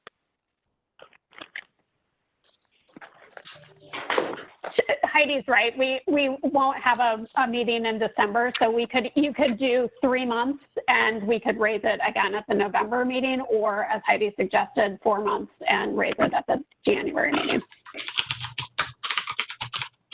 Already now voted for a 3-month, so I'm going to keep it at 3 months and we will raise it again in November. Thank you, Heidi. Does that meet with everybody? I think that's the way we should go at this point. Otherwise, I have to open it right back up. All righty. All right, let's move on the variance itself. So may I have a motion? So moved. And I need to have it seconded. Second. Right. Second. Roll call. Beginning with you, Jackie. I'm sorry, was that Jackie? I didn't hear you. Yes. Okay. Michael? Yes. James? James, yes. Steve? Yes. Stanley? Yes. Felipe? Yes. Bobby? No. And I vote yes. Okay, we have a 3-month variance that we will return to in November. Good deal. Okay, that is that concludes the voting portion of this meeting. We're going to move on to updates at this time, and then we will conclude with public comment. The next order of business is to hear from a representative of COBA. On July 1st of this year, Vinny Basio took office as president of the Correction Officers Benevolent Association, alongside a new executive board elected by the membership.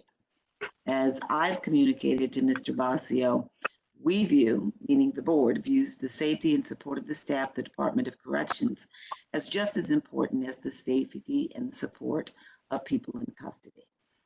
And we look forward to working with Mr. Basio and with his executive board, his team, to ensure that the jail system is safer, fairer, and more humane for all who walk through the doors of our jails here in New York City. Today, we're joined by and we'll hear from First Citywide Trustee, Ashaki Antoine. Officer Antoine is a 16-year DOC veteran and previously represented the Brooklyn Detention Center as a COBA delegate. Good morning, Officer Antoine.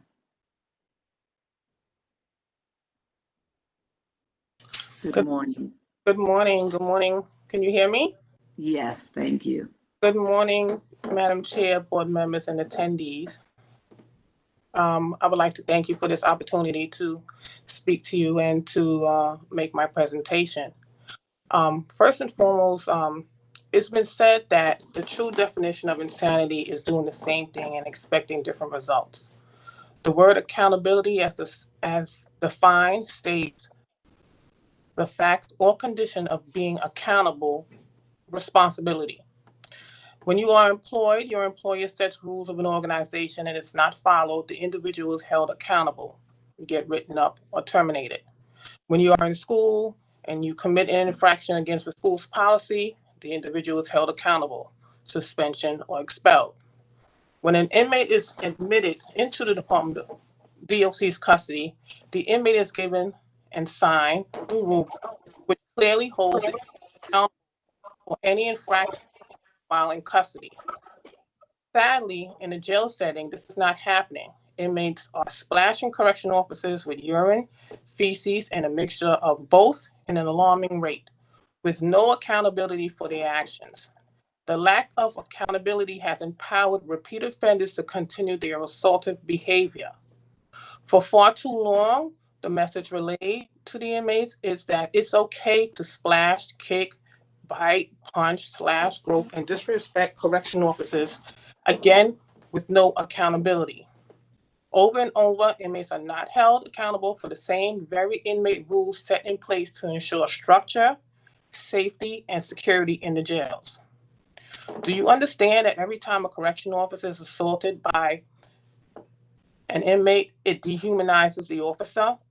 Do you understand every time an officer is splashed with feces and urine, the fear of taking home an unknown disease to their family is a reality? Do you understand every day correctional officers face the fear of becoming permanently disfigured? Yes, it's our reality.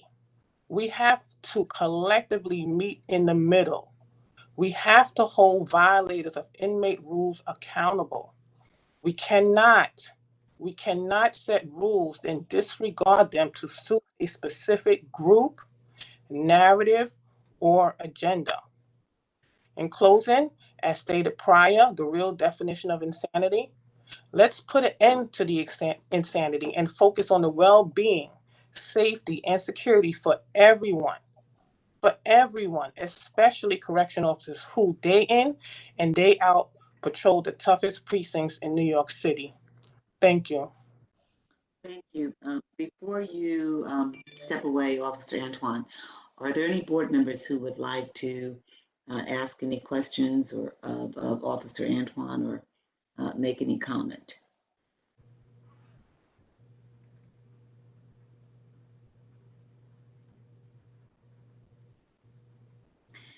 What I will say is Madam Chair, James Perino. I'd just like to say, Officer Antoine, well said. Refreshing, well said. Thank you. And I will just add that I appreciate the points that have been raised by Officer Antoine, and we are very much concerned about the safety of correction officers. We know that, just like NYPD officers, firefighters, and persons who work in child welfare, every time you step out, you have concerns about your safety and your family. We understand that. What I will say is that I do think that we have to appreciate that there's a difference in accountability in the school environment in terms of, when there's a difference between being expelled from school and being held in solitary confinement where you have no engagement with other individuals. I think it's important when we draw these comparisons that we understand that, one is complete isolation and being cut off from the world. And it's important for us to understand that. We want to keep everybody safe in the jails, but we want to do so while doing no further harm to individuals. And that includes officers. Yeah. And I would like to add, I think Officer Antone's statement about insanity and repeating the same things over and over again, I just appreciate that statement because I think that's a piece of the statement of the entire criminal justice system that has brought us to this point right now where we need to fundamentally change how society handles incarceration and how jail management happens, because repeating the same things over and over again expecting a different result is insanity. So thank you for articulating that, officer. And very quickly, I'll just add, this is the first time that we have had comment or presentation by COBA outside of the public comment period.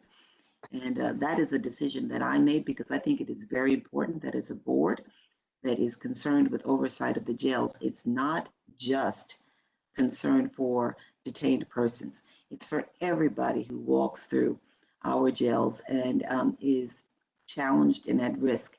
Those who are there as they are awaiting trial or, serving a misdemeanor sentence, and those who show up every day and give of themselves to do this very difficult and challenging work of managing and monitoring and working sometimes, and working with detained persons. So I think it's important that we ensure that their voices are heard as a board as we move forward in any type of decision-making and oversight. All right. Thank you. Thank you, Officer Antone. We're going to turn to an update on how the jails have weathered the summer heat this year. Meg?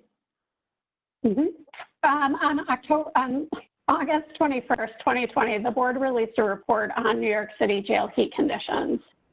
As it has for decades, the Board of Correction has closely monitored heat conditions in the city's jails this summer. The report summarizes the board's initial summer 2020 findings through June 30th.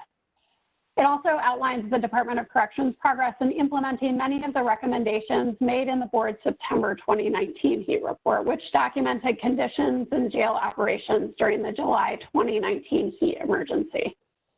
At the beginning of the summer, the department published a 2020 summer heat plan, which outlined significant changes to its policy and practice around high heat conditions in the jails. The department has implemented a number of the board's recommendations, including producing and distributing a daily list of heat-sensitive people throughout the facilities, installing additional fans, ensuring additional ice deliveries throughout the summer, ensuring maintenance staff are available for remedial efforts, and decreasing the jail population, which allows the department to minimize the number of people held without air conditioning. For this report, board staff analyzed all override and refusal paperwork on file, reviewed all records of summer uniform distribution at RMDC, AMKC, and RMSC, reviewed all DOC temperature reports from the high heat days in June, collected and analyzed all heat-related grievances filed this summer, and conducted on-site inspections that included collecting information regarding heat mitigation efforts. From July 2019 through June 2020, the total population in DOC custody has decreased by 46%, from 7,342 to 3,944.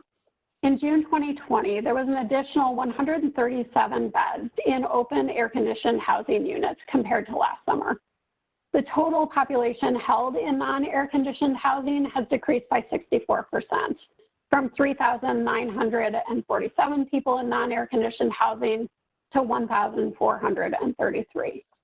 The total number of heat-sensitive people in DOC custody has decreased by 47%, from 1,929 heat-sensitive people in custody to 1,013. The total number of heat-sensitive individuals housed in non-air-conditioned housing units has decreased by 73%, from 804 to 219. According to DOC, some heat-sensitive people cannot be moved to air-conditioned housing for security reasons, while others voluntarily refuse to move. The first is a heat-sensitive override, and the second is a refusal. Refusals must be made to a correctional health physician. Of the 219 heat-sensitive people not housed in air-conditioned housing units on June 30th, specifically 36 had a security override, and 162 had a refusal. 22 heat-sensitive people who were not in air-conditioned housing did not have an override request or refusal paperwork. Of these individuals, 15 were housed in cell units and 7 in dorm units. The board's report makes 6 recommendations that the department should begin implementing this summer, including increasing out-of-cell time during high heat days, moving heat-sensitive people to air-conditioned housing unless they refuse to move, providing ice and water to DOC staff on post, collecting temperatures in non-air-conditioned housing areas, standardizing the documentation necessary for a security override, and begin planning to move all restrictive housing, including ESH, to air-conditioned housing by next summer. I'd like to thank the board staff for their diligent work monitoring heat conditions in the jail this summer. Specifically, I'd like to thank Kristen Johnson, Nashla Rita Salas, Verna Avigi, Delcio Acosta, Jamarly McFarland, Emily Turner, and Bennett Stein for their great work through the summer. We will now ask the Department of Correctional Health Services to briefly discuss their work to mitigate the heat this year and their response to the board's recommendations, and then we'll invite board members to provide comments and ask questions.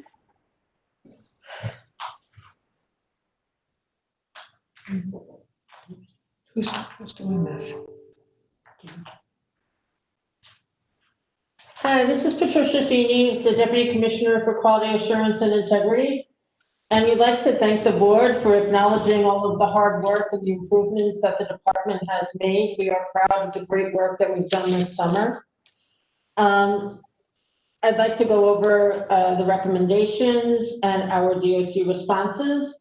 So the recommendation regarding increasing time out of cell on high heat days, the department already does that. Chief Jennings very carefully monitors the temperatures, and on extreme high heat days, we do suspend the 3 p.m. lock-in time.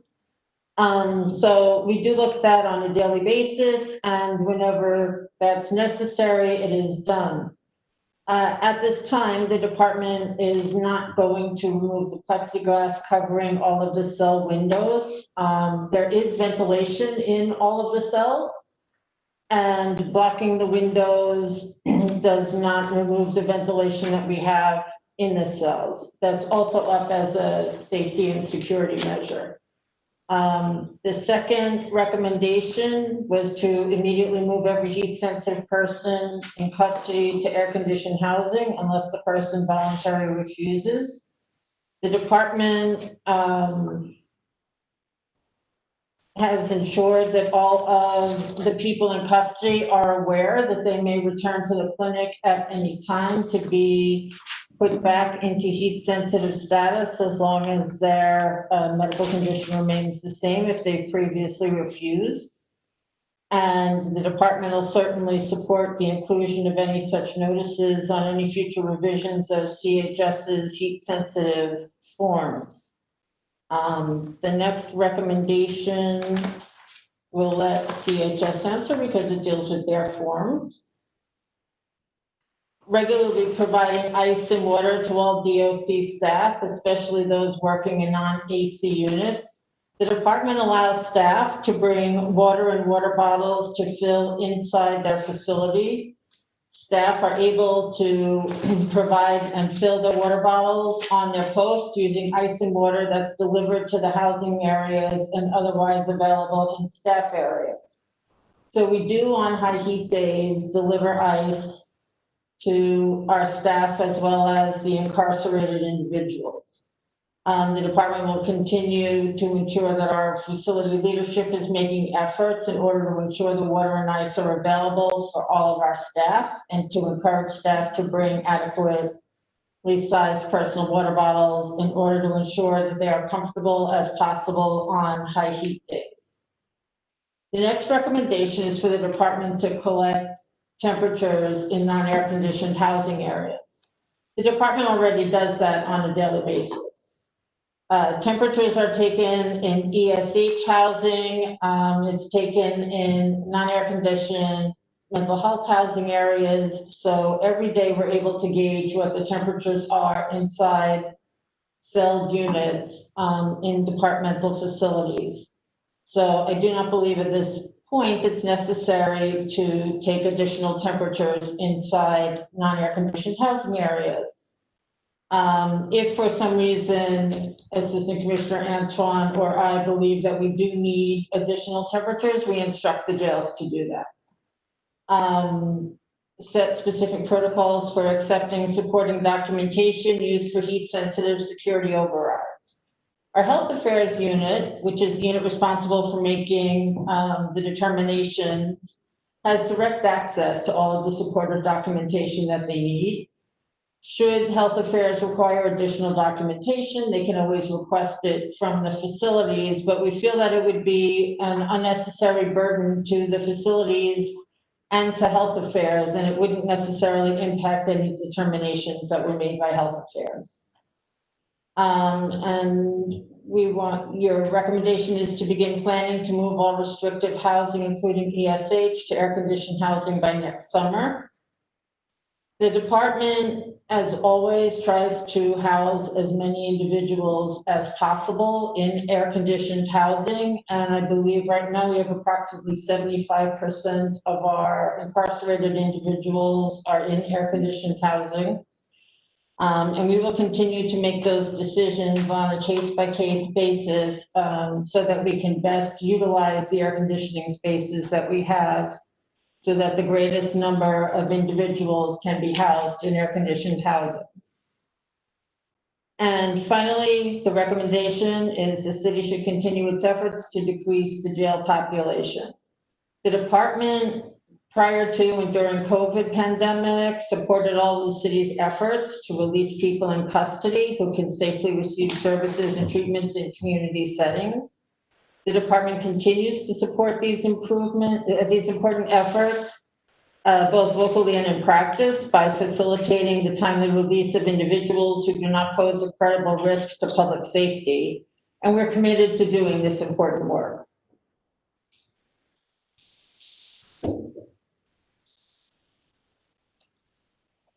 Thank you very much. It is time for board member comment or questions. Are there any board members who would like to respond or ask questions of DOC and CHS concerning their plans and the work to date?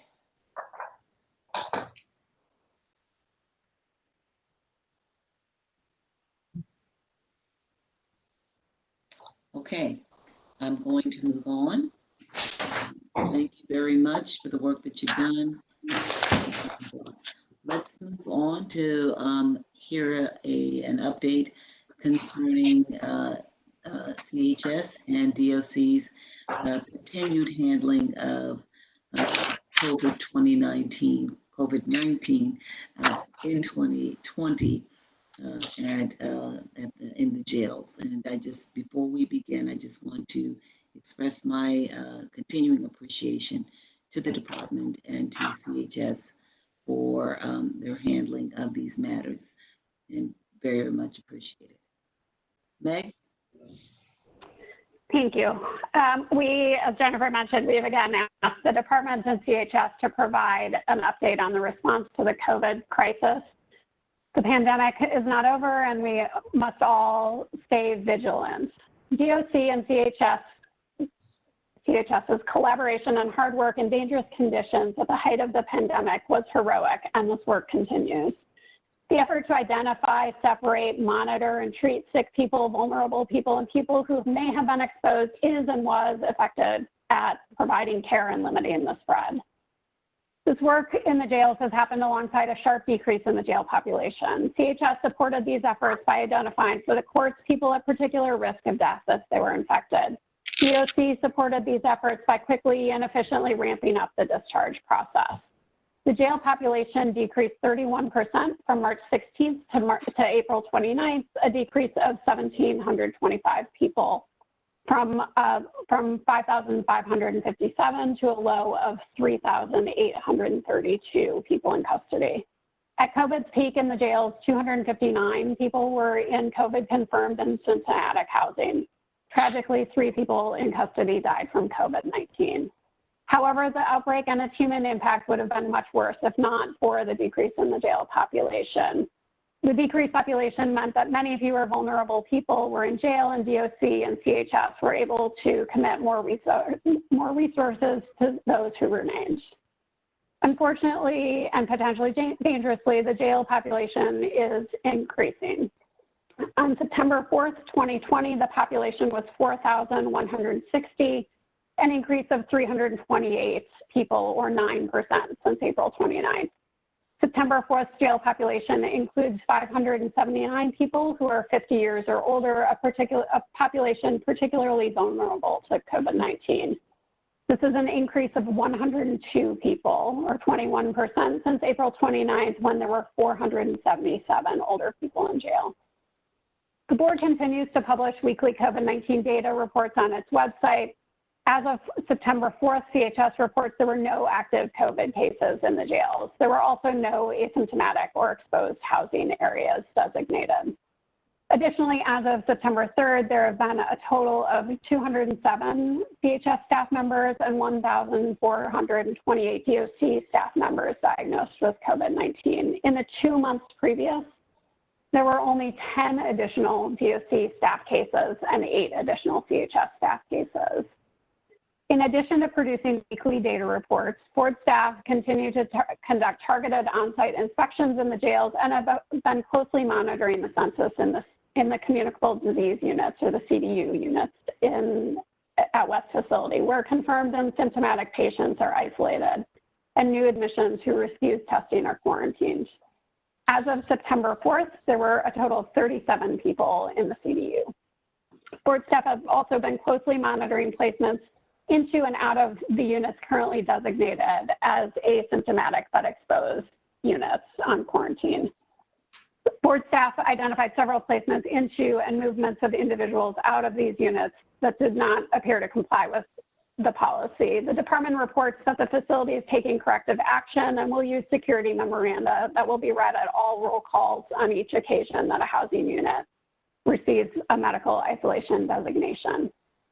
Through in-person observation and monitoring via the Genetech surveillance cameras this summer, the board has documented DOC staff and people in custody regularly not wearing masks in the jails.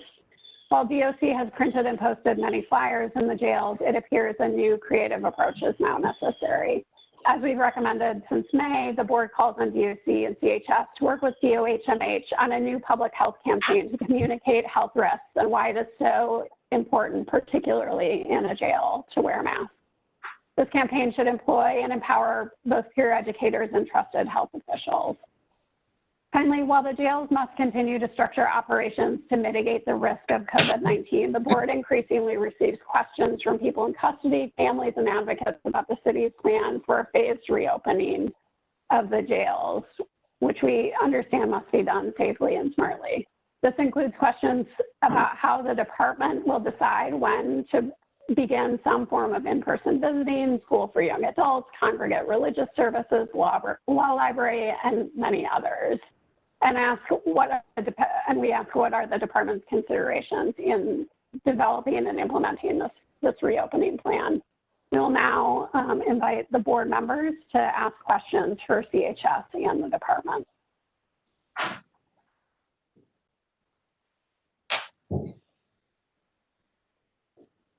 Are there any questions or comments that board members would like to make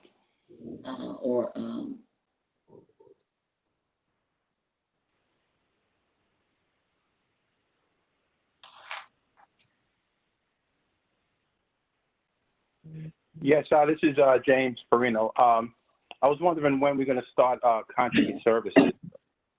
We're doing it out in our community a long time ago, Also, I know Suffolk County's been doing it. Once the community opened it up, they opened it up in their facilities.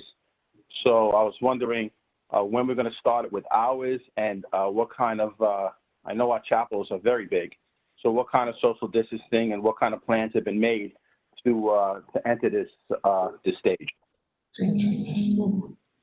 Thank you, James. This is Brenda Cook, the Chief of Staff.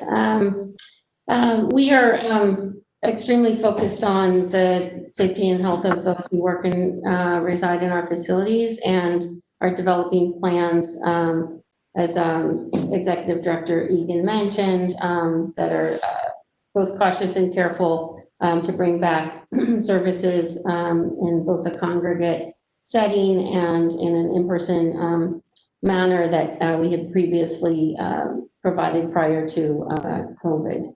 And so as we move forward with our partners both in CHS and DOHMH to address those safety and health concerns, we are focused on the importance of these various services. Barbershop is something that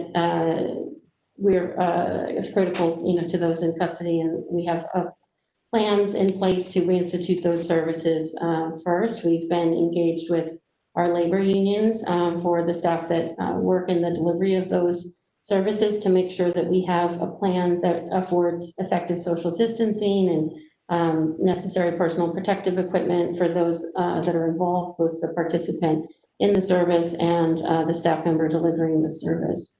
We have to address issues of movement and other commingling of folks in custody. We're trying to mitigate and minimize unnecessary vectors of risk and while delivering services. And so we have reimagined a delivery format for those services that brings the service to the housing unit, as opposed to those in the housing unit going to a central location for the barbershop or beautician service.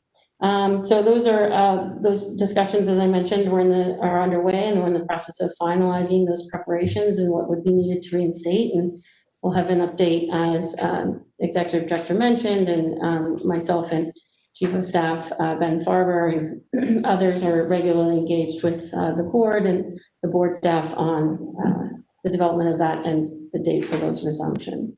With respect to religious services, and you mentioned the chapel and the delivery of those, we've been identifying ways to have the congregate religious services return. Some of our challenge, obviously, is that our spaces for chapel are far smaller in our facilities than, in many services that you might have mentioned, either at other facilities or in the community.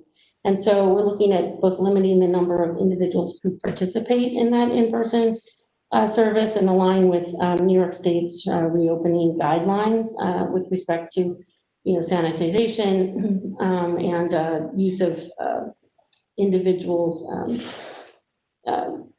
prayer materials and other objects that would otherwise normally be shared during those services. We are identifying ways to minimize the sharing and have individuals provide and bring their own texts. This guidance will align with, as I mentioned, New York State's reopening plans, and we are trying to thoughtfully prepare a schedule that addresses delivery of these services to the various folks in custody, but on a much limited capacity in terms of the number in the congregation. We've also are going to continue the delivery of services in the manner in which we've been providing both the cell side prayer with our chaplains and the chaplaincy hotline, which individuals in custody have been able to call for additional support directly from their housing units. Is that the feedback from our Executive Director of Chaplaincy, Justin Von Boudreaux, and his staff have reported is highly successful. I will continue to engage with the board and other stakeholders, including our staff and labor unions, regarding the religious services coming back online in a congregate setting. Law Library is a service that, while we paused it, we quickly launched this a new method for delivering access to material to those in custody without visiting in a congregate way the law library, and those request slips are similar to what the New York Public Libraries are continuing to offer in terms of making a request for materials and doing a grab and go. We've found the request system to be highly successful, and it's utilized in high volumes, and the process has been providing these important resources to those who need it. And it's evidenced by both the high production numbers and the requests that we've been receiving, and the low grievance values related to the delivery of that service. With respect to in-person visits, we are working closely with DOHMH and Correctional Health Services to develop a manner in which we can return to in-person visits in a way that is safe. The department obviously is acknowledging that we have an increased risk of infection and a resurgence of COVID, given the fact we are a closed system, and that having large numbers of individuals come from around the city into our jail facilities is something that we need to approach carefully and with the strict guidance of healthcare partners. We're also in conversation, again, with our labor unions as it relates to how we can safely bring people in for visits and take into account to health and safety. Some of the things that we are continuing to evaluate are utilizing a pre-registration process similar to what's been used for the video visitation, so that we can manage the incoming flow of individuals on site for an in-person visit. We also acknowledge that we would need to limit the number of individuals that would otherwise normally be on a visit floor in order to maintain proper social distancing, and also to have cleaning procedures in place that would sanitize the visit space after each use prior to a new set of visitors taking the occupancy. We also are going to continue to deliver and expand our televisiting services because those have been greatly successful, and we've delivered more than 17,000 televisits and making those visits available to those in the community throughout the duration of the coronavirus pandemic, and we will continue that beyond. So for those plans, we're waiting to continue to get metrics and guidance from our partners at DOHMH, because we need to identify threshold metrics that would be triggering a narrowing or an end of services in person if our metrics for COVID positivity and the infection rate were to rise to a level that presents too great of a risk to those in our facilities. And so the department's closing threshold in many respects will be likely lower than the city as a whole, much like what you're seeing with respect to the threshold that's been chosen to address COVID, the presence of COVID infections in schools. We won't reopen any services until we have those thresholds finalized, and we're comfortable, DOHMH is comfortable, our partners and stakeholders have been made aware, and that Correctional Health Services is also in agreement. So those are the plans as we stand today. We're moving quickly but carefully to identify how we can continue to manage what we all, I think, appreciate is not gone in terms of the effects of the virus, both nationally, but also the likelihood that it could resurge in our facilities and within our population, and those that are vulnerable, including members of our staff and the Correctional Health Services. Thank you. Well, thank you. I just maybe just a thought. You know, we have neighbors, Nassau County, Suffolk County may not be exactly the same population, or but I think it's very similar, and they've been very successful opening it up, their chapel service. I'm not sure about the other programs, because I would imagine cutting hair would be much more, complicated where it's a closer interaction. And, opening up programs shouldn't be just like, let's open them up one day. They should be, well, what's the least amount of risk? And I'm sure you have that calculated in your plans. But has anybody maybe reached out to the, sheriff in Suffolk County or maybe Nassau County and ask our neighbors, what's working for them? Because I know their rate is kind of low and they've had a lot of successes. And have they reached out to us? Because I think with all this knowledge, we should all be sharing and working together to fight this horrible disease. Just a statement, and if it's not done, maybe we should, look into it. Thank you. Thank you. Stanley? Yes. Could someone describe for us, because we heard in the last meeting that some detained people said they didn't have access to the PPE equipment, cleaning materials, masks. This is a question for accessing it for officers and for detained people. Can somebody walk us through what is the protocol for officers to ensure they have enough equipment and to make sure that detained people have the equipment? Hi, Mr. Richards. This is Deputy Commissioner Feeney. We have plenty of PPE for both our staff and the incarcerated individuals. The staff receive their PPE at the control rooms, and everybody's got a sign for their PPE, and Chief Jennings ensures that we maintain at least 40 masks at every housing area and that they are replaced twice a week if necessary and as necessary. In addition, we still have staff that go and audit every single day. A certain percentage of housing areas and support areas in every facility, and we check for the operability of sinks, the presence of hand soap, the presence of masks, the presence of cleaning supplies, and the accessibility to these items. So I also tour weekly, as does my Assistant Commissioner for Environmental Health. And I am quite confident that we have all of these supplies that are available in every area. And on those audits, are those formal? Do you get a report? And what have those audits demonstrated? Yes, we do get the audits and we share them with you. The board gets them. So they're done daily, they're documented. Those are the audits from my staff. And in addition, my staff and the Bureau Chief of Facility Operations staff. Additionally, every captain audits during their tours. And that's also done as a documented audit. And it is expected that the deficiencies will be abated immediately.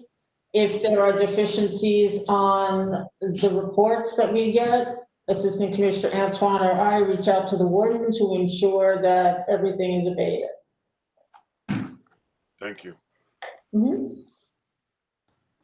Are there board members? Bobby?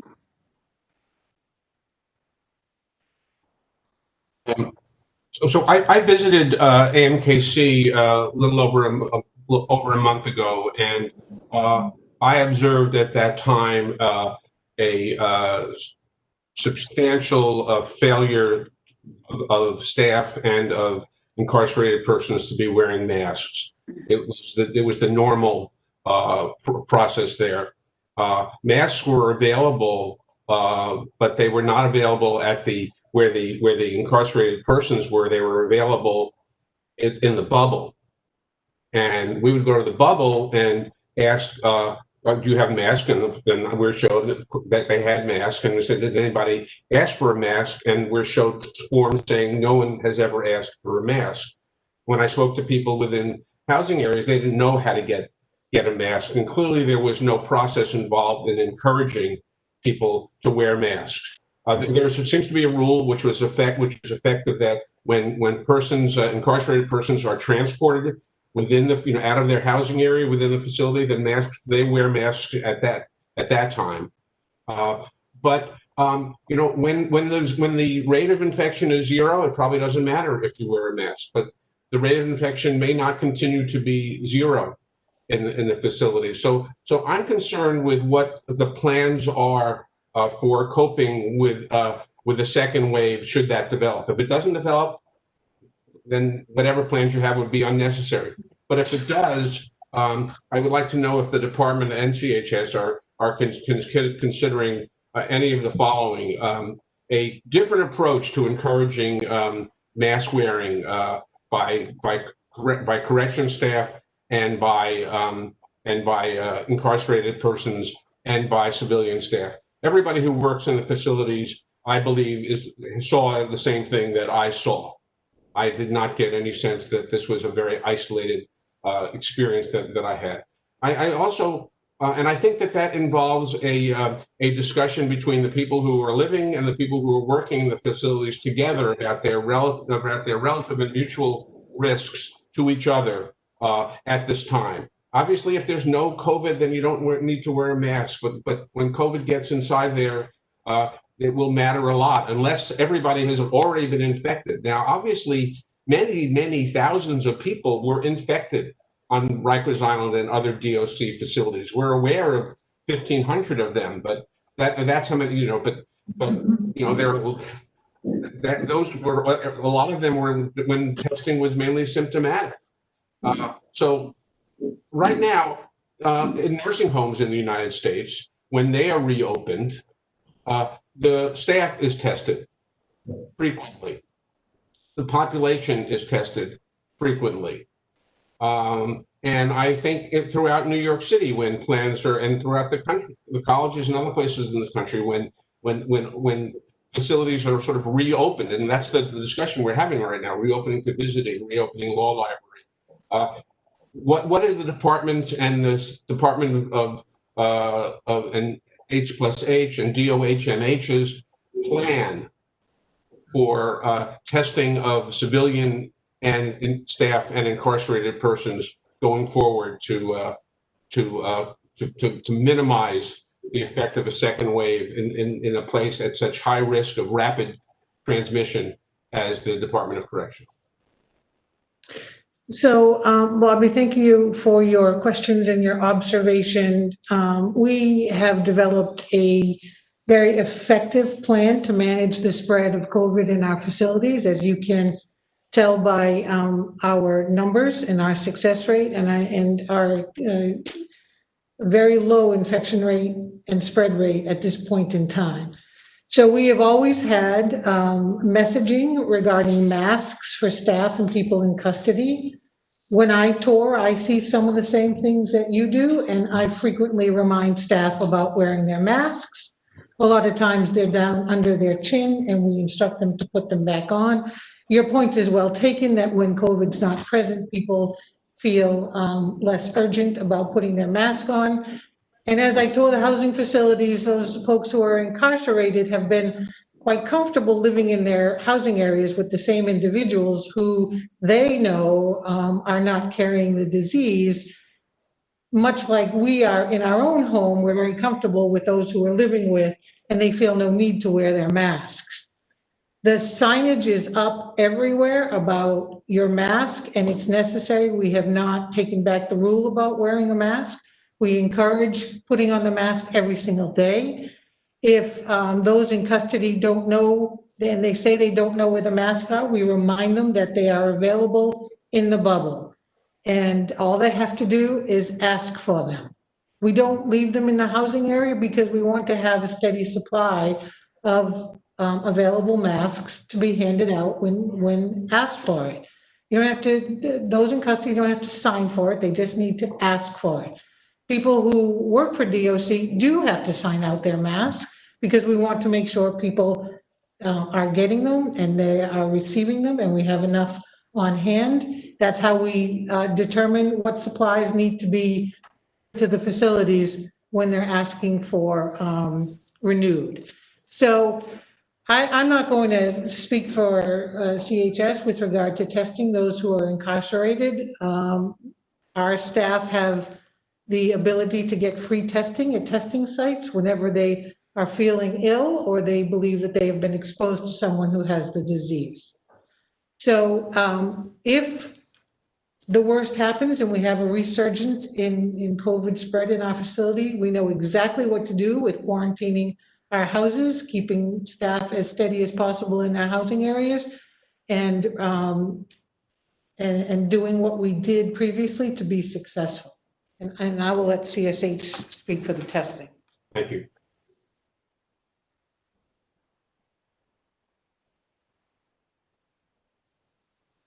You know, I think as we discussed last time, we've really come to understand the range of tools that we have, and testing is an important one. And we have designed plans that are responsive to the epidemiology that's occurring locally in New York City and particularly in the jail population. So testing is a very important strategy, and as you know, we are testing universally for new admissions. And that is extremely important. We don't expect that that will stop throughout the duration of this crisis. And I think we just understand as well that we have to be careful about targeting any additional testing that we do based on that epidemiology. And that's an experience that's come directly from our own experience during the first wave. Could you talk about the testing of civilian populations and security populations? Because they're coming in every day. If the rate in New York is less than 1% right now, then their rate probably reflects something like that. But if the rate changes, then their rate will reflect something like that. And I mean, what was wonderful in the work that was done was the very few number of people who died. But my understanding, based upon the numbers that you released, is that there was a very widespread transmission of COVID-19 within the jails and prisons. That's been documented by symptomatic testing of staff and incarcerated persons. So in the event that there is a resurgence, do you have any plans to model your care after the CDC recommendations on nursing home, which is to have frequent testing of staff? Not at this time. We're quite different from a nursing home. There is no mandate to test our staff or DOC staff. I'm not aware of apart from a nursing home, a mandate to test other staff. We do continue to screen. DOC does that. We do that with them, all staff before they come onto shift. Everybody's encouraged to certainly go get tested if they wish.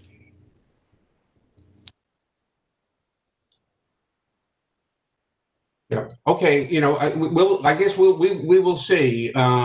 As we all know, you know, people can be pre-symptomatic and asymptomatic in this disease, and they pose risk to other people. So, I mean, if there is another wave, hopefully it will be as relatively, you know, well controlled, you know, as the last one. But you know, testing. The virus is brought in, will be brought in by people who work there, based upon your practice right now. That is where, if there is a resurgence, it's going to be coming from the staff. And I understand that there is no mandate, as you say, but there's certainly a body of developing knowledge regarding nursing homes and plans for reopening other facilities, which is very much testing dependent. And I'm sure you're way ahead of me in terms of thinking about how that could possibly be done. But I'll ask you about that next week. Well, hopefully we won't have anything to talk about, but hopefully if we do, you're way ahead of me. Thank you. Are there other Thank you. Comments, questions by members of the board?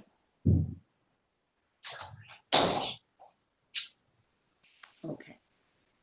Thank you. Thank you very much. We're going to move to the final item for today's agenda, which is a return to public comment. Again, I have a list of speakers who signed up. I'm going to call each person's name, and when you hear your name, you'll raise your hand, and using the hand icon that is below the participants list on the WebEx screen. And again, if you don't see the participants list, I think we all know the drill by now. Click below X. Everything good? Sorry, Jennifer, we have one more information item on voting. I missed that. Forgive me. Just a few words on voting. So the overwhelming majority of people in New York City jails are eligible to vote.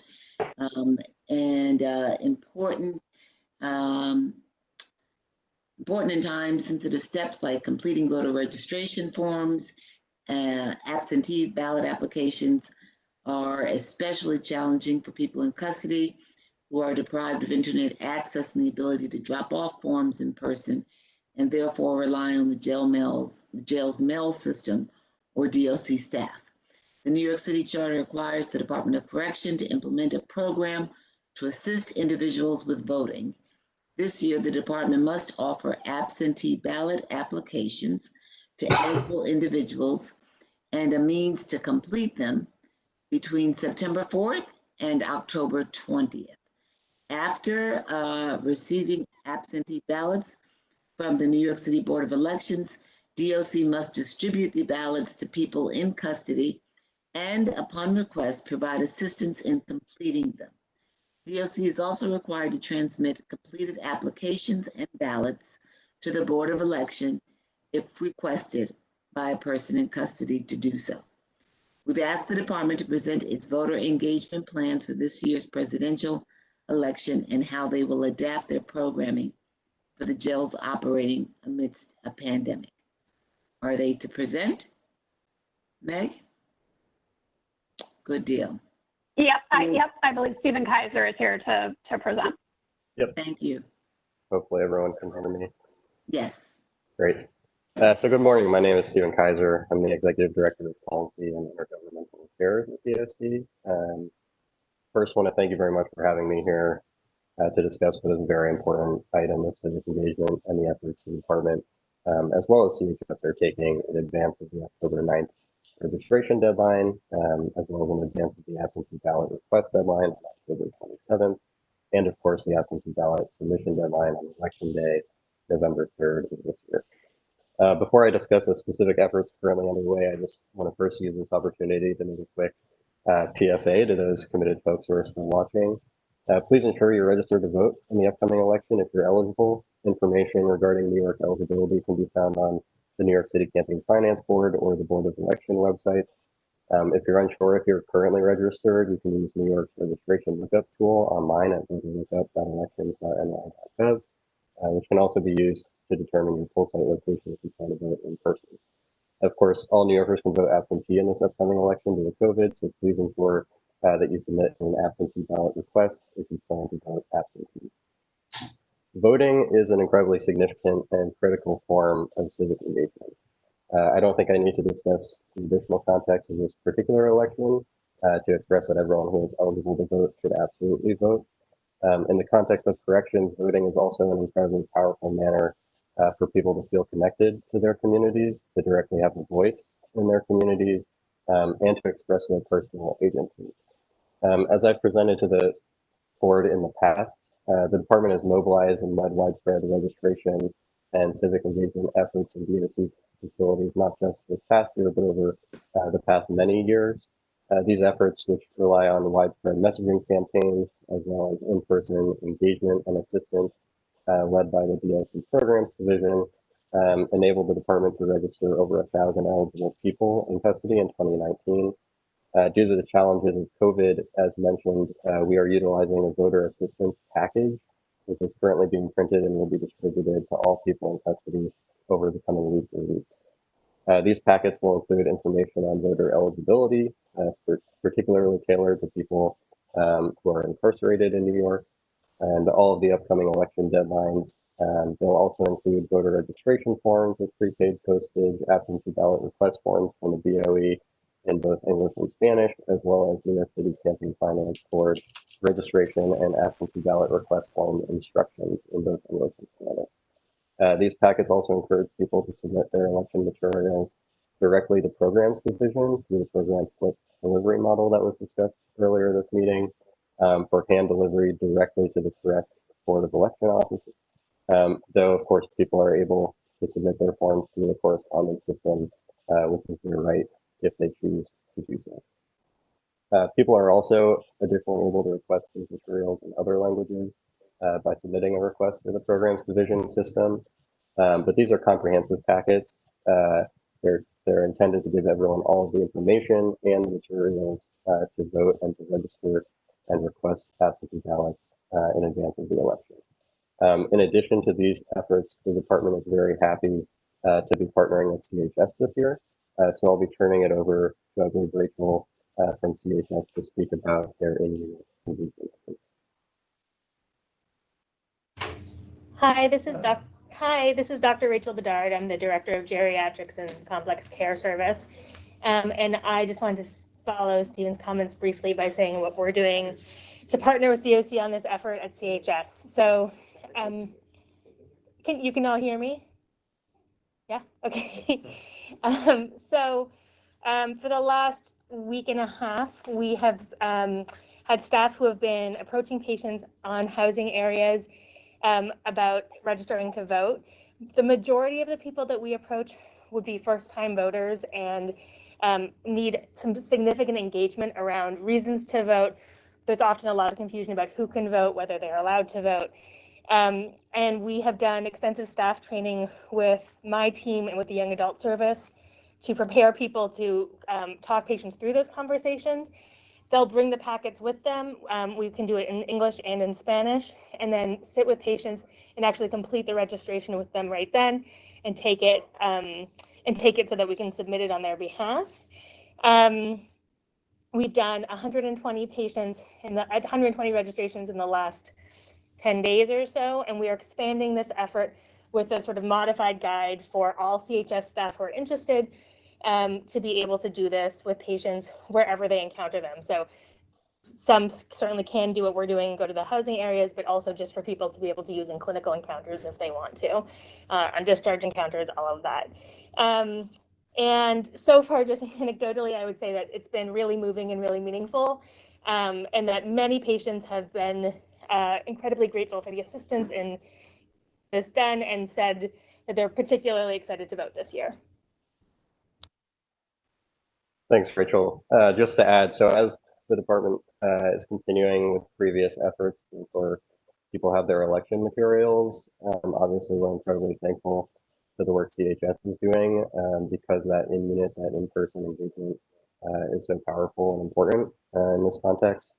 We're working very closely with CHS, so any forms that are delivered or collected by CHS are then handed over to the department, and we have relationships with each Board of Election office in each borough. So we submit those forms by hand, and then we do pick up by hand. They are kind enough to set aside the election mail for return. And so, we're very proud of this engagement and this system that we think will provide for very comprehensive coverage. And we're hopeful we'll see the results in voting and civic engagement. Very good. Any questions on the part of the board members, comments?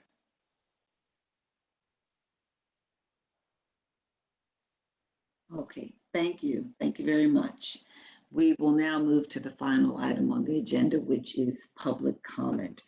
And we have received notices that from several persons that they'd like to comment.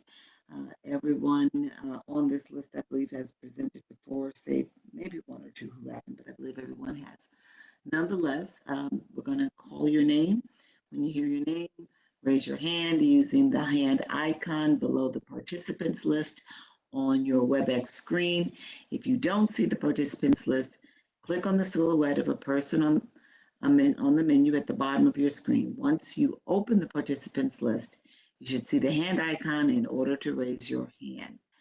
When you raise your hand, we will unmute you and you will be able to turn on your video. You can then begin your public comment of 3 minutes. I will tell you when it has been 3 minutes, and then we will move on to the next speaker. You may also submit written comments to boc@boc.nyc.gov or mail written comments to 1 Center Street, room 2212, New York, New York, 10007. Our first speaker is Simone Spierig.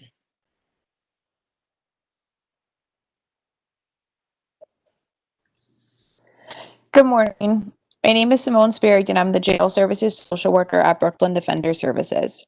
Since the beginning of the pandemic, our team has received hundreds of phone calls and conducted dozens of video conferences with people in DOC custody. These people have described conditions, expressed concerns, and asked questions about how they can best keep themselves safe in the jails.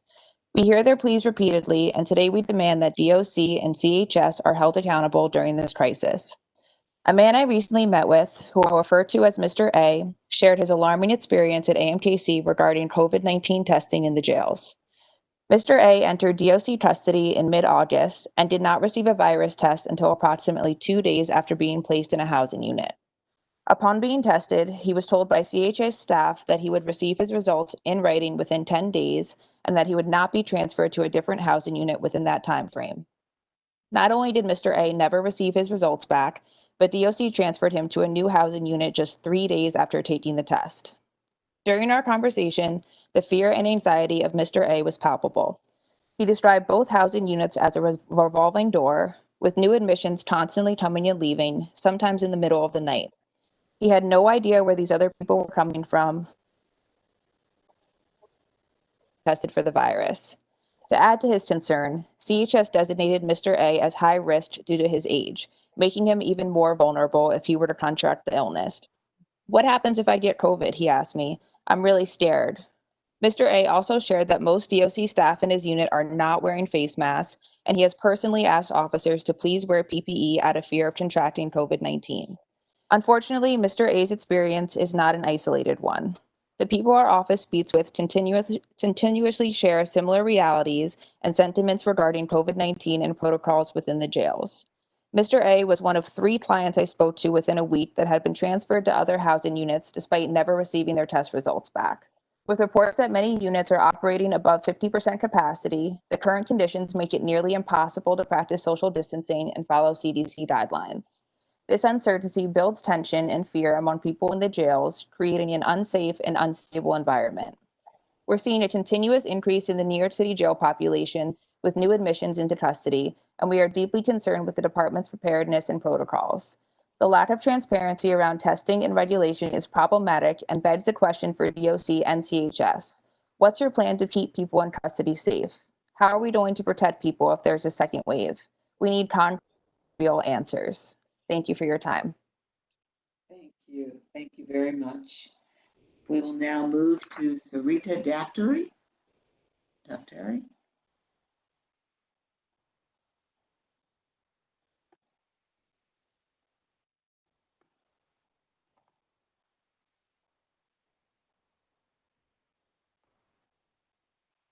It doesn't appear that this person is in the attendees list. So we'll move on to Ms. V. Ms. V, are you still with us? Yes. You may begin. I don't see how to do my video. I don't have no video option. Okay, you can hear me? We can hear you. And I see that it looks as though you should have one.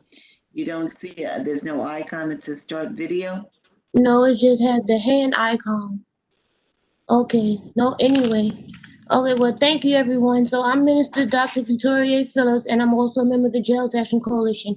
I have 4 things I want to touch. On the COVID concerns, I really would like the board to follow up because I know clergy was something I brought to the board last year that DOC was trying to take out of the facilities. So it's very important to me that they remain in the facilities. Go back, you'll see that by July 1st last year, the commissioner had agreed that they should be removed, and they came to me asking to help fight for them, and I brought this all on the record.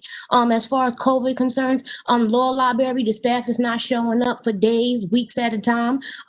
People are giving requests and having motions that can't be filed in time because they're not getting all the things that they ask back. They might ask for 3 things, they might get 1 back or nothing back. That's important. People are not necessarily being given the option to be tested for COVID when they come in, and then they're being put in housing units where they're then being told, oh, hey, you need to go get a test, or hey, ask for the antibodies test if they didn't give you the test when you came in to actually see if you have COVID. Ask for the antibody test. One person I have on record actually called and told me that his test numbers were so high that CHS staff told him he probably just had it, and the house was in an uproar because they were supposed to be a house that was COVID free. So things like that are still going on, and it's very important. Chief Perillo, and very important, he mentioned AC Torres, and you should look for her for insight because she's been a part of this ride with the young adults.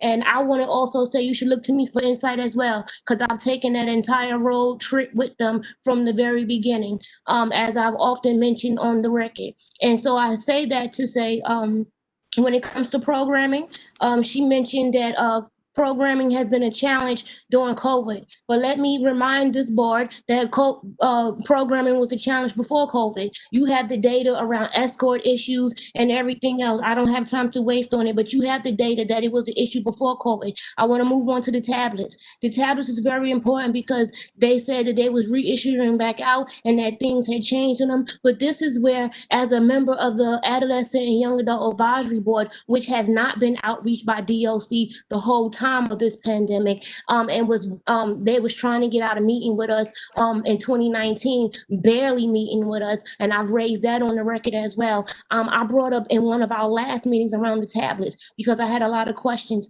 because actually viewing the tablets in the jail, I saw that things weren't as they said they were. So the movies that they talked about was very childlike, and so incarcerated individuals complained about like movies like Princess Stories. I had a very big concern about the assessments because it was said that everyone wouldn't have access to all the things on the tablet. You would have access based to your assessments. And DC Bill was saying that the assessment would be developed. And I said, well, who's developed an assessment and who's receiving the data? Because and all the incarcerated individuals being told that whatever answers they give is ultimately giving back to the Department of Correction. And there's the attorneys being told that these assessment questions is coming from DOC in the form of case management or in the form of a program on the tablet. Because these are loopholes, and these are people that are still actually fighting their fair day in court for their alleged charges. We cannot forget that. And I just think that it's very important that that case management issue be brought to light. And also it's very important that the advisory, the Adolescent and Young Adult Advisory Board continue, because the commissioner has always brought highlights to everything that we've pushed forward over the last 5-6 years, on this record. And those all come from that advisory board and the things that we were implementing. And Chief Perillo has mentioned several times how effective that advisory board has been in implementing the many positive things and culture change that we've seen over the years. So let's continue with that, board. And I think it's very important because around the issues that you was actually asking AC Torres to answer today, she didn't really go into detail because she was along for the ride, but she wasn't actually on the ground directly doing the work and meeting with the people. I know I have to ask you to wrap. Okay, so I'm done. Have a blessed day. Thank you. Thank you. Michelle Garcia.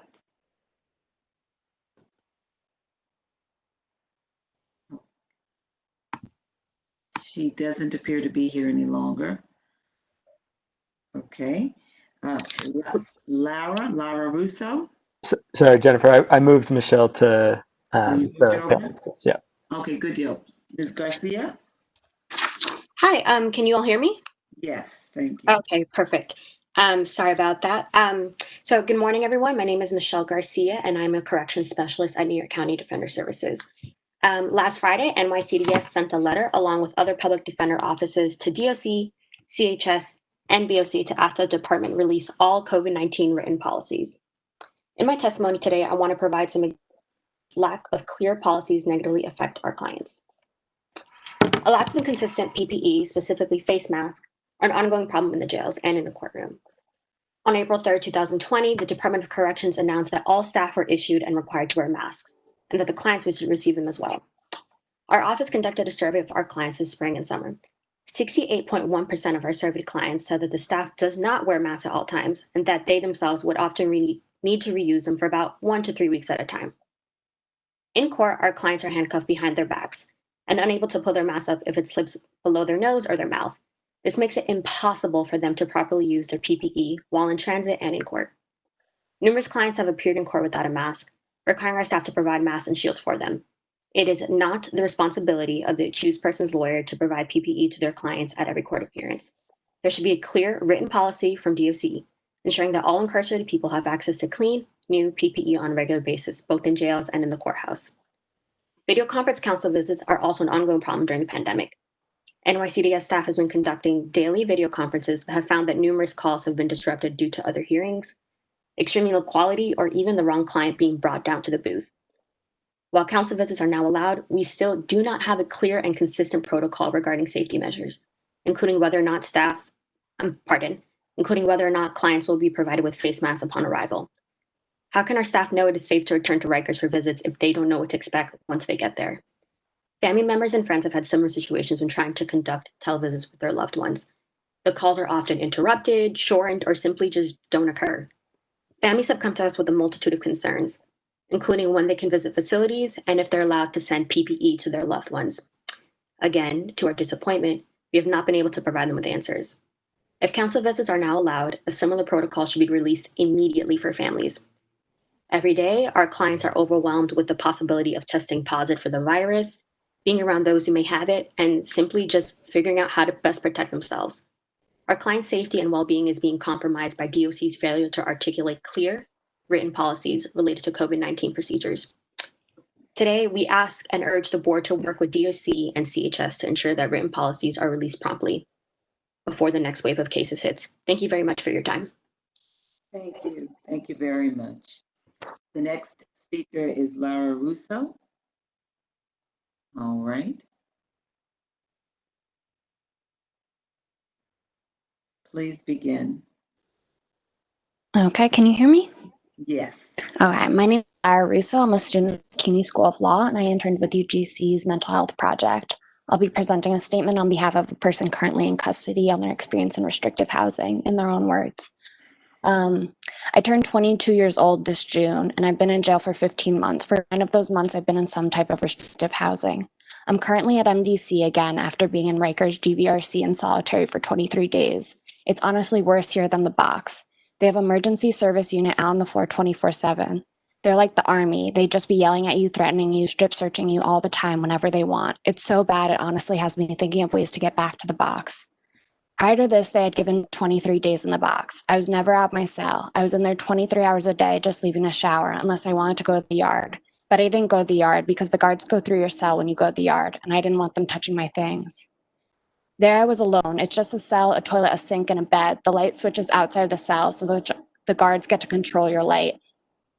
They say you aren't supposed to be put in the box if you have asthma, but I told them that every day and nobody cared. Whenever I leave the cell, I'm in shackles, mitts on my hands, and handcuffs. I'm in handcuffs every single day. That's been true for months now, way before I got sent to the box. They even have me showering in handcuffs for no good reason. I don't think I've taken 20 steps straight at one time since I got to MDC months ago. They put leg shackles on us anytime we go anywhere, and you can't walk in those without stopping. At MDC, before going to the box, I was locked in a cage with another person all day. It was annoying. Imagine being trapped with someone 24/7. Imagine that person is already known to be hot-tempered, and you're trapped in a small space with them at all times. It's ridiculous. At MDC, there's no yard. There's just a cage with brick walls. You can't even go anywhere. You can't see the sun. You can look straight up. That's all. You can't see anything but brick walls because they're all around you. It's really hot there because the sun's just beating straight down on you. You can maybe take 3 steps in any direction, and that's it. It's smaller than our cells. You have guys up there, younger than me, just stuck, not able to run, walk, play basketball, nothing. Being cooped up like that makes you want to do anything to get out of the situation, so you'd be acting out and getting really angry. I used to be like that too, until I accepted my fate. I just want to get out of here, so I can't be doing anything to jeopardize that, but it's hard because the situation makes you want to act out. I know how to take care of myself and to keep myself together. I know I will survive, but being here is really stressing me out. It's really hard and it's not right. Thank you for your time. That's all. Thank you. Thank you. Jordan Rosenthal.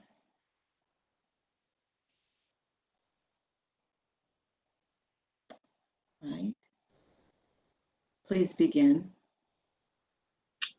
Can you hear me? Yes. Hi, so my name is Jordan Rosenthal, and I'm the Director of Community Engagement at the Women's Community Justice Association.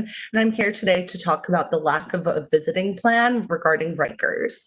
So, as all of us know, the state has moved forward with reopening visiting, and they started this in the beginning of August, and now we are almost in mid-September, and DOC has yet to really show a plan for visiting.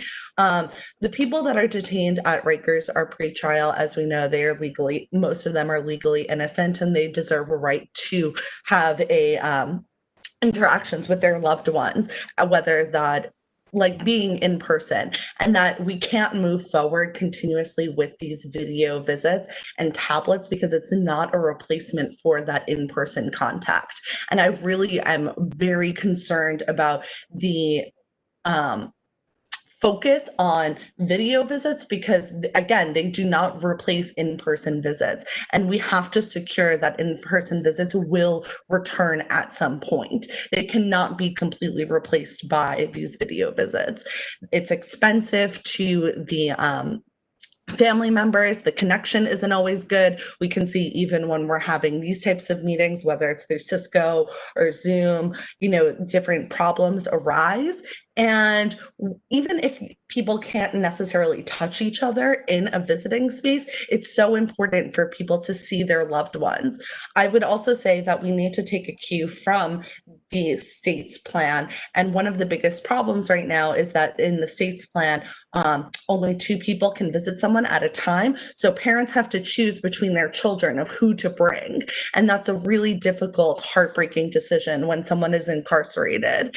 We really need to come up with something that restores visiting as soon as possible. And I think that'll also help with morale. Earlier before, the representative from COBA was talking about individuals acting out and was using some dehumanizing language, referring to people as inmates. And I just want to say again, I really appreciate the board and the chair's use of people-centered language. And as we move forward talking about this, we have to really remember that these are individuals. These are people who are detained. These are people who have family members, and they deserve to be in the same space as them. Thank you. Thank you. Thank you very much. Julia Solomons.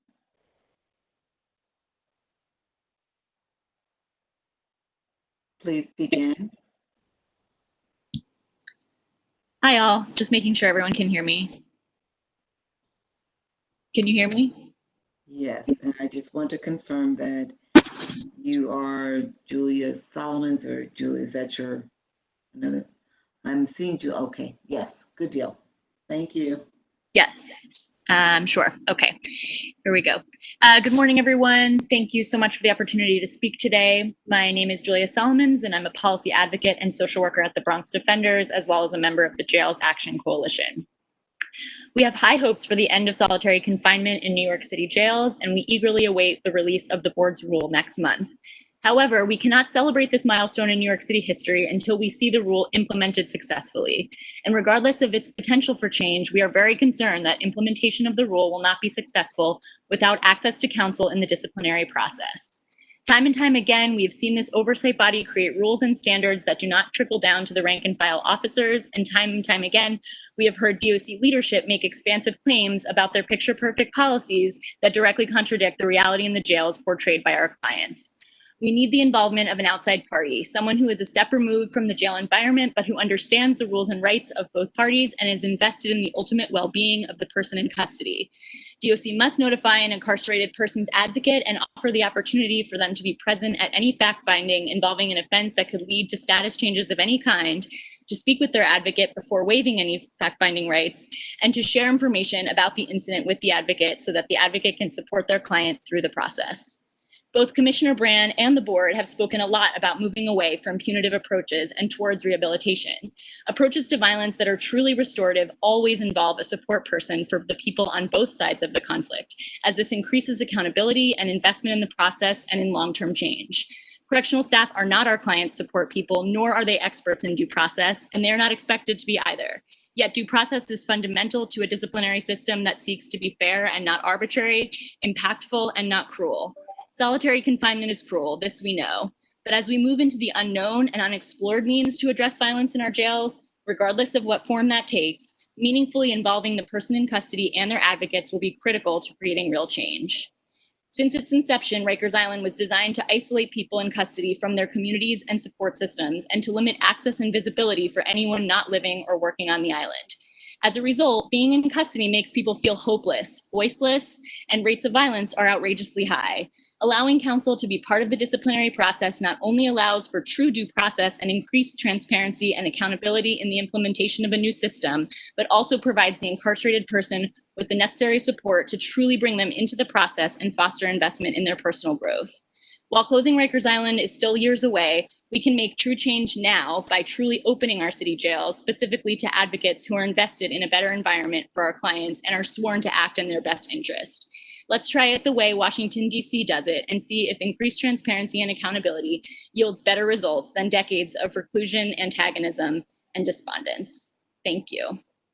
Thank you. Next, we will hear from Natasha White.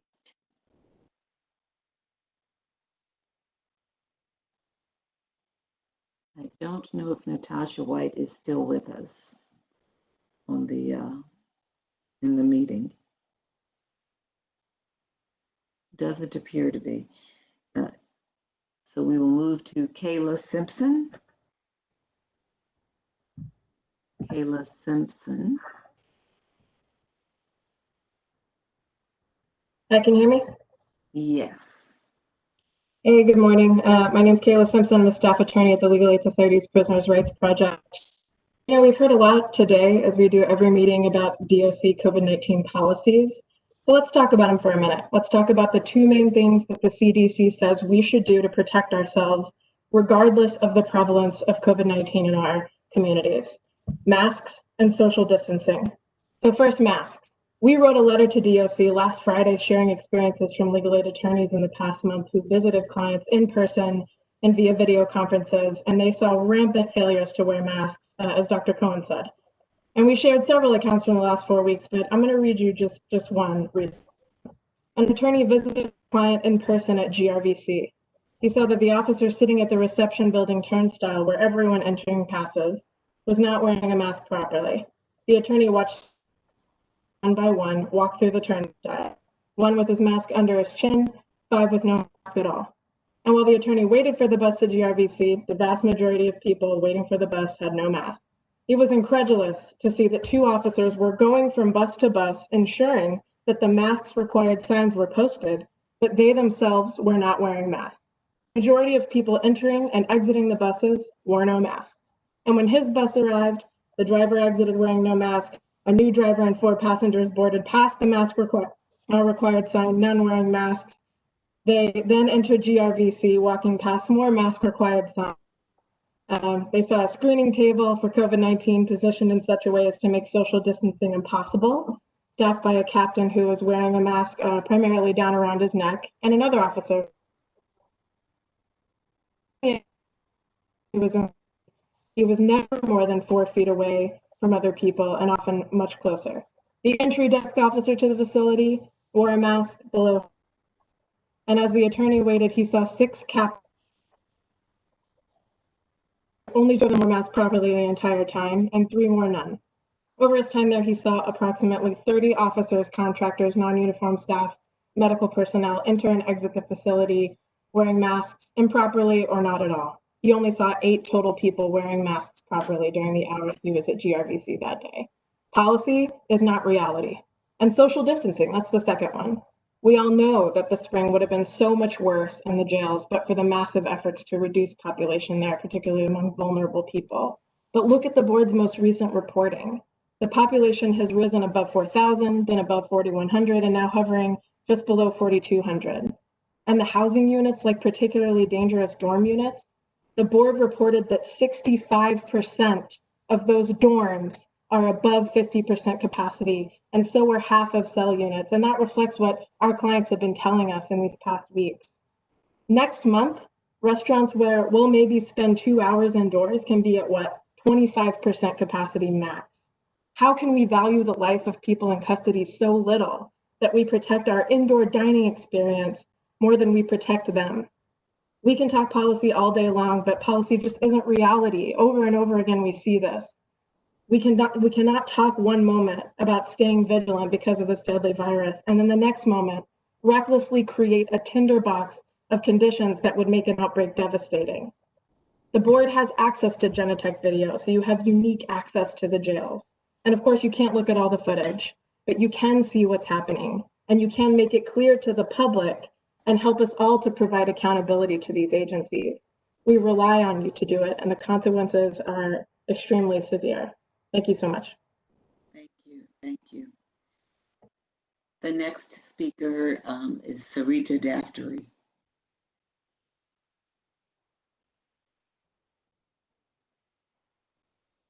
Do we have Sarita? Hello, is everyone We can hear you. Hello, is everyone able to hear me?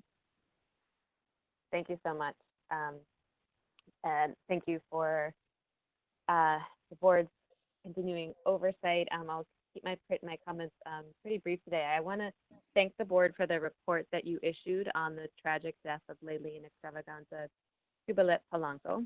It seems certain that had you not conducted that report, there would not have been any accountability for staff whose negligence and misconduct caused the loss of yet another life in the custody of the Department of Corrections. I say that it seems certain because we get a twice yearly reminder of the department's failure to meet key provisions of the Nunes agreement regarding staff discipline. I want to urge the board to also conduct a full investigation into the death of Hector Rodriguez in June, just days before you issued your report on Leilene Polanco's death. As I'm sure the board is aware, Mr. Rodriguez died on his jail bed while struggling to breathe during a severe asthma attack. All of the data we have about this department suggests that there is a strong likelihood staff were not acting in accordance with the minimum standards or with appropriate regard for the lives of people in their custody. Additionally, I want to urge the board to conduct full investigations into all of the deaths that occurred in DOC custody due to COVID-19. It's one of the most important and necessary functions this board can fulfill to gather a full accounting of all the events leading up to the death of any person in the custody of the department, a situation in which people are wholly dependent on the officers and CHS workers for their care, without even the most basic freedoms that the rest of us can exercise to keep ourselves healthy and safe. Every person behind those walls and everyone who loves them and everyone who advocates for them is relying on this board to exercise every type of authority available to you and make use of every ounce of evidence available to you, knowing that the consequences can be deadly if you do not. No more preventable deaths. I submit this testimony as a member of the Jails Action Coalition, and I want to thank the board again for the report that you did produce and the action and accountability that came in response to it. Thank you. Thank you very much. We'll now hear from Shiloh Kegler. Shiloh Kegler.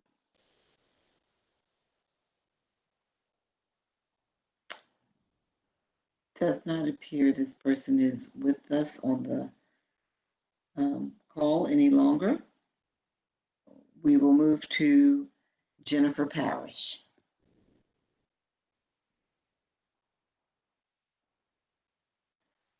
All right, please begin. Jennifer, can you hear us? Yes, can you hear me? Yes, we can. Thank you. Great. Thank you. Thank you for the opportunity to speak again. I have several concerns to share. First, yet again, we've had a board meeting where you failed to vote to end solitary confinement and complete restrictive housing rulemaking. This process has been put off and pushed back for far too long. We understand that you plan to vote on the rule before the end of October. You should provide the public the rule in sufficient time, not only for comment, but with enough time for you to take that feedback into consideration and make any necessary changes to the rule. It would be totally unacceptable for you to issue the rule 10 days before the meeting at which you plan to vote and then take public comment on the day of the vote. As there is a board meeting scheduled in October, the rules should be released before that meeting so that you can have public comment on it during that meeting, and then at the end of October, have a special meeting to vote on it. The stakeholders who will get to weigh in advance currently include the department, CHS, the mayor's office, and the law department. Formerly incarcerated individuals, family members, and advocates should have the same opportunity. The voices of the people who are incarcerated and have been incarcerated in New York City jails have been excluded from the working group entirely. At a minimum, they should be allowed to weigh in on whatever has been developed since they testified in December. In addition, I'm disappointed to see that visiting was not on the agenda for this meeting. The importance of visiting is well established. The department should report to the board about how televisiting has worked thus far, including how many televisits have been requested, how many actually occur, and a breakdown of that info by the jails. The department should also report on its plan for resuming in-person visits. As the whole city tries to figure out how to begin functioning again, DOC should be doing the same regarding in-person visits. Given the risk that COVID-19 presents to the jail population, DOC should be thoughtful in how it reopens to visitors, but those concerns do not absolve the department of developing a plan for restarting in-person visiting. This should remain a priority for the board and the department. Regarding the board's budget, it is shameful that the mayor has decided to cut the board's budget. He clearly does not appreciate the need for the board's critical work. Although all parts of the city workforce are being cut, there is no reason that any necessary reductions in the board's budget cannot be taken instead from the department's budget, which is far greater, especially given the ratio of DOC staff to incarcerated persons, which is the highest of any jail system in the country. Finally, I echo the call for you to investigate Hector Rodriguez's death and publicly report your findings. It is essential that the board determine the circumstances of his death and put forward recommendations to prevent future deaths. For the department and CHS to implement those recommendations and the public to know what happened and why. One of your essential functions is to promote transparency in the operation of the jails. Public reporting on death investigations is critical. Thank you. Thank you. Thank you very much. Our final speaker is Kelly Grace Price.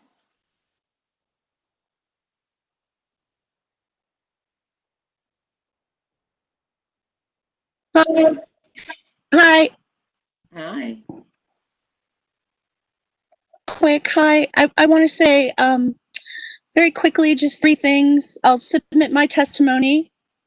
I wanted to acknowledge that Dory Lewis has retired from the Legal Aid Society. I will miss her. I hope the board will miss her. I know that she put in her best work trying to steward the board in its most dismal days.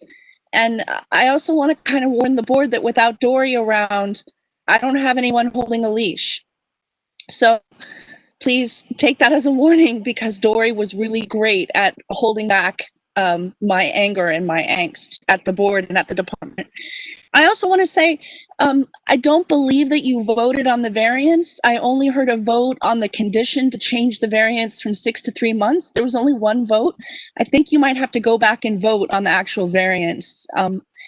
And sexual abuse in PREA, I know it's been shelved. I know reporting has been shelved because the board's attention has been shifted because of COVID, and I applaud the board's responses to the data and the requirements of the pandemic. But remember, a rule that the community allegedly came together to implement, and PREA still remains unimplemented. I think it's very shameful that the board should engage in new rulemaking when still things like people aren't even 1,800 people still don't know whether or not their complaint of rape, sexual assault, or sexual harassment was valid or was ruled non-founded. And no one is reporting on these things. Please, I ask you, before you move into the next rulemaking, let's figure out how implementation and reporting and oversight will really happen. Thank you so much for giving me this time to speak, and I will submit my written testimony. And again, for all the work that you do, congratulations. your comments. And I do believe that we did have the final vote, but we will check and we'll just confirm that, but I do believe we did have the vote. We do actually have 3 additional persons who signed up, and we're going to hear from them, and then we will conclude this board meeting. The first person is Zachary Katz-Nelson. Zachary Katz-Nelson. All right, his hand is raised. You may begin speaking. Hi, thanks so much for the opportunity to speak today. Again, my name is Zachary Katz-Nelson. I'm the policy director of the Lippman Commission, the New York City, Independent Commission for New York City Criminal Justice and Incarceration Reform. Even I trip up on our name. I want to speak about solitary, please. Thank you for the commitment to bring it up for a vote next month. I would echo the comments earlier that there should be sufficient time for the public not just to comment on the rules, but to weigh in and for those to be considered for possible amendment, but not, of course, if it means further delay in the process, that hopefully everything can be moved forward to allow that to happen. We're grateful that and appreciate that the board has been continuing to engage with COBA and DOC in the hopes that that will actually be fruitful in terms of not just the rules, but the actual implementation. As has been mentioned before, that is always a deep concern with the department. And just a note on time frame. Obviously, there are going to be some type of implementation schedule here, and we urge the board to move absolutely as quickly as possible to end solitary completely.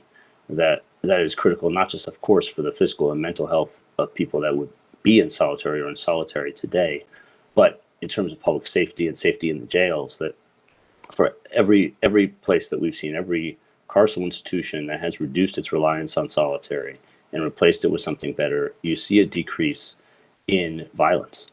And so it's in everyone's interest, both people who are incarcerated, but the officers and the staff, just as the COBA rep was discussing earlier. It's in everyone's interest for solitary to be ended as swiftly as possible so the jails are safer. Thank you so much. Thank you, thank you. Marvin Posada is the next person. Marvin Posada. Please raise your hand. All right. Yes, we can. Actually, see if I can get my video going. Okay, so thank you to the board. I am going to test and then about some programs. It's really refreshing to hear this new program being implemented and launched with the Department of DHS. None of that was in place before, and it's also refreshing and good to hear that the board requiring the DOC present a plan and that it put forth that plan and that plan represent and all the outreach efforts that have been done and how many people have received ballots. Because I testified before the board back in October of 2019. Initiatives and efforts underway by DOC were insufficient and were definitely not helping people access their lawful right to vote. So people were being disenfranchised by the fact that DOC was failing to institute a meaningful program. There was no accountability, there is no transparency. So today, these are the first words that we hear from Representative Kaiser about these efforts that are underway, because what's interesting is that I reached out to DOC at October and I spoke to representatives from the board who wanted to know more about the voting issues I had brought up, the gaps between the absentee ballots, people not meaningfully being engaged, everything that was a failure. And I spoke to Representative DOC in November, and we started a plan, and I understand that COVID happened and things got put on hold. But I reached out back to DOC in August 5th, them on August 19th, and they have COVID going on. Thank you for now. At the same time, we can't get anything going.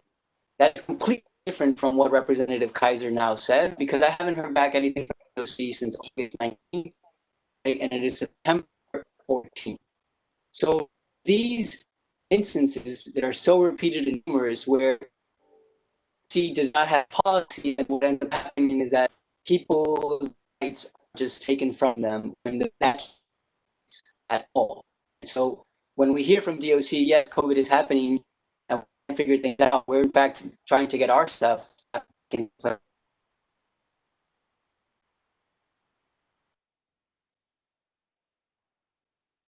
Have you completed? I don't know if you dropped. Like,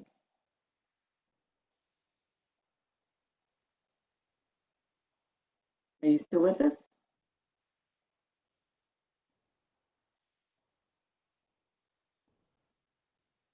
All right, we can see him, but we can no longer hear him. Our last speaker is Trent Taylor. With the youth, and it was socially distant practice. It created art, a way for them to decompress. And so I welcome a conversation that was done in conjunction with ACS as well as the crisis management system. So I have other thoughts around that area as well. So that's where I want to.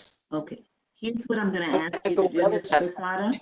Mr. Prasada, you're breaking up, and there's a lot of interference, and therefore we cannot get a full, we can't hear clearly your entire testimony. If you would please submit your comments to our website address, our email address, boc@boc.nyc.gov. Hopefully you can still hear me. Otherwise, we'll follow up. boc@boc.nyc.gov. The last speaker is Trent. Okay. We're going to move on because we're having a hard time hearing you. But again, you can submit your testimony via email. The last person that we will hear from is Trent Taylor.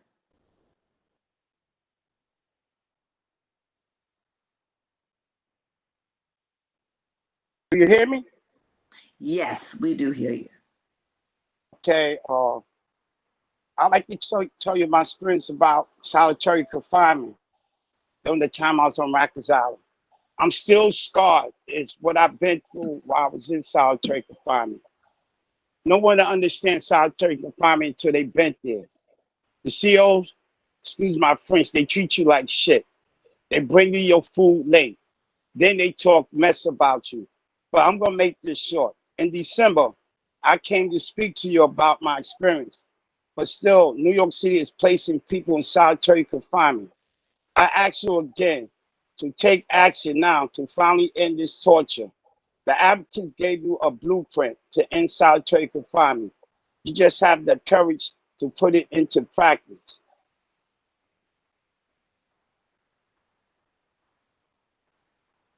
Hello? Yes, we hear you. Yes, solitary confinement is a bad place.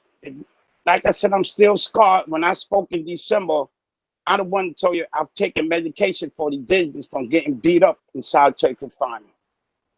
In December, I spoke to y'all about it, and nothing's going on. So I hope you have the courage to put something into practice. Thank you.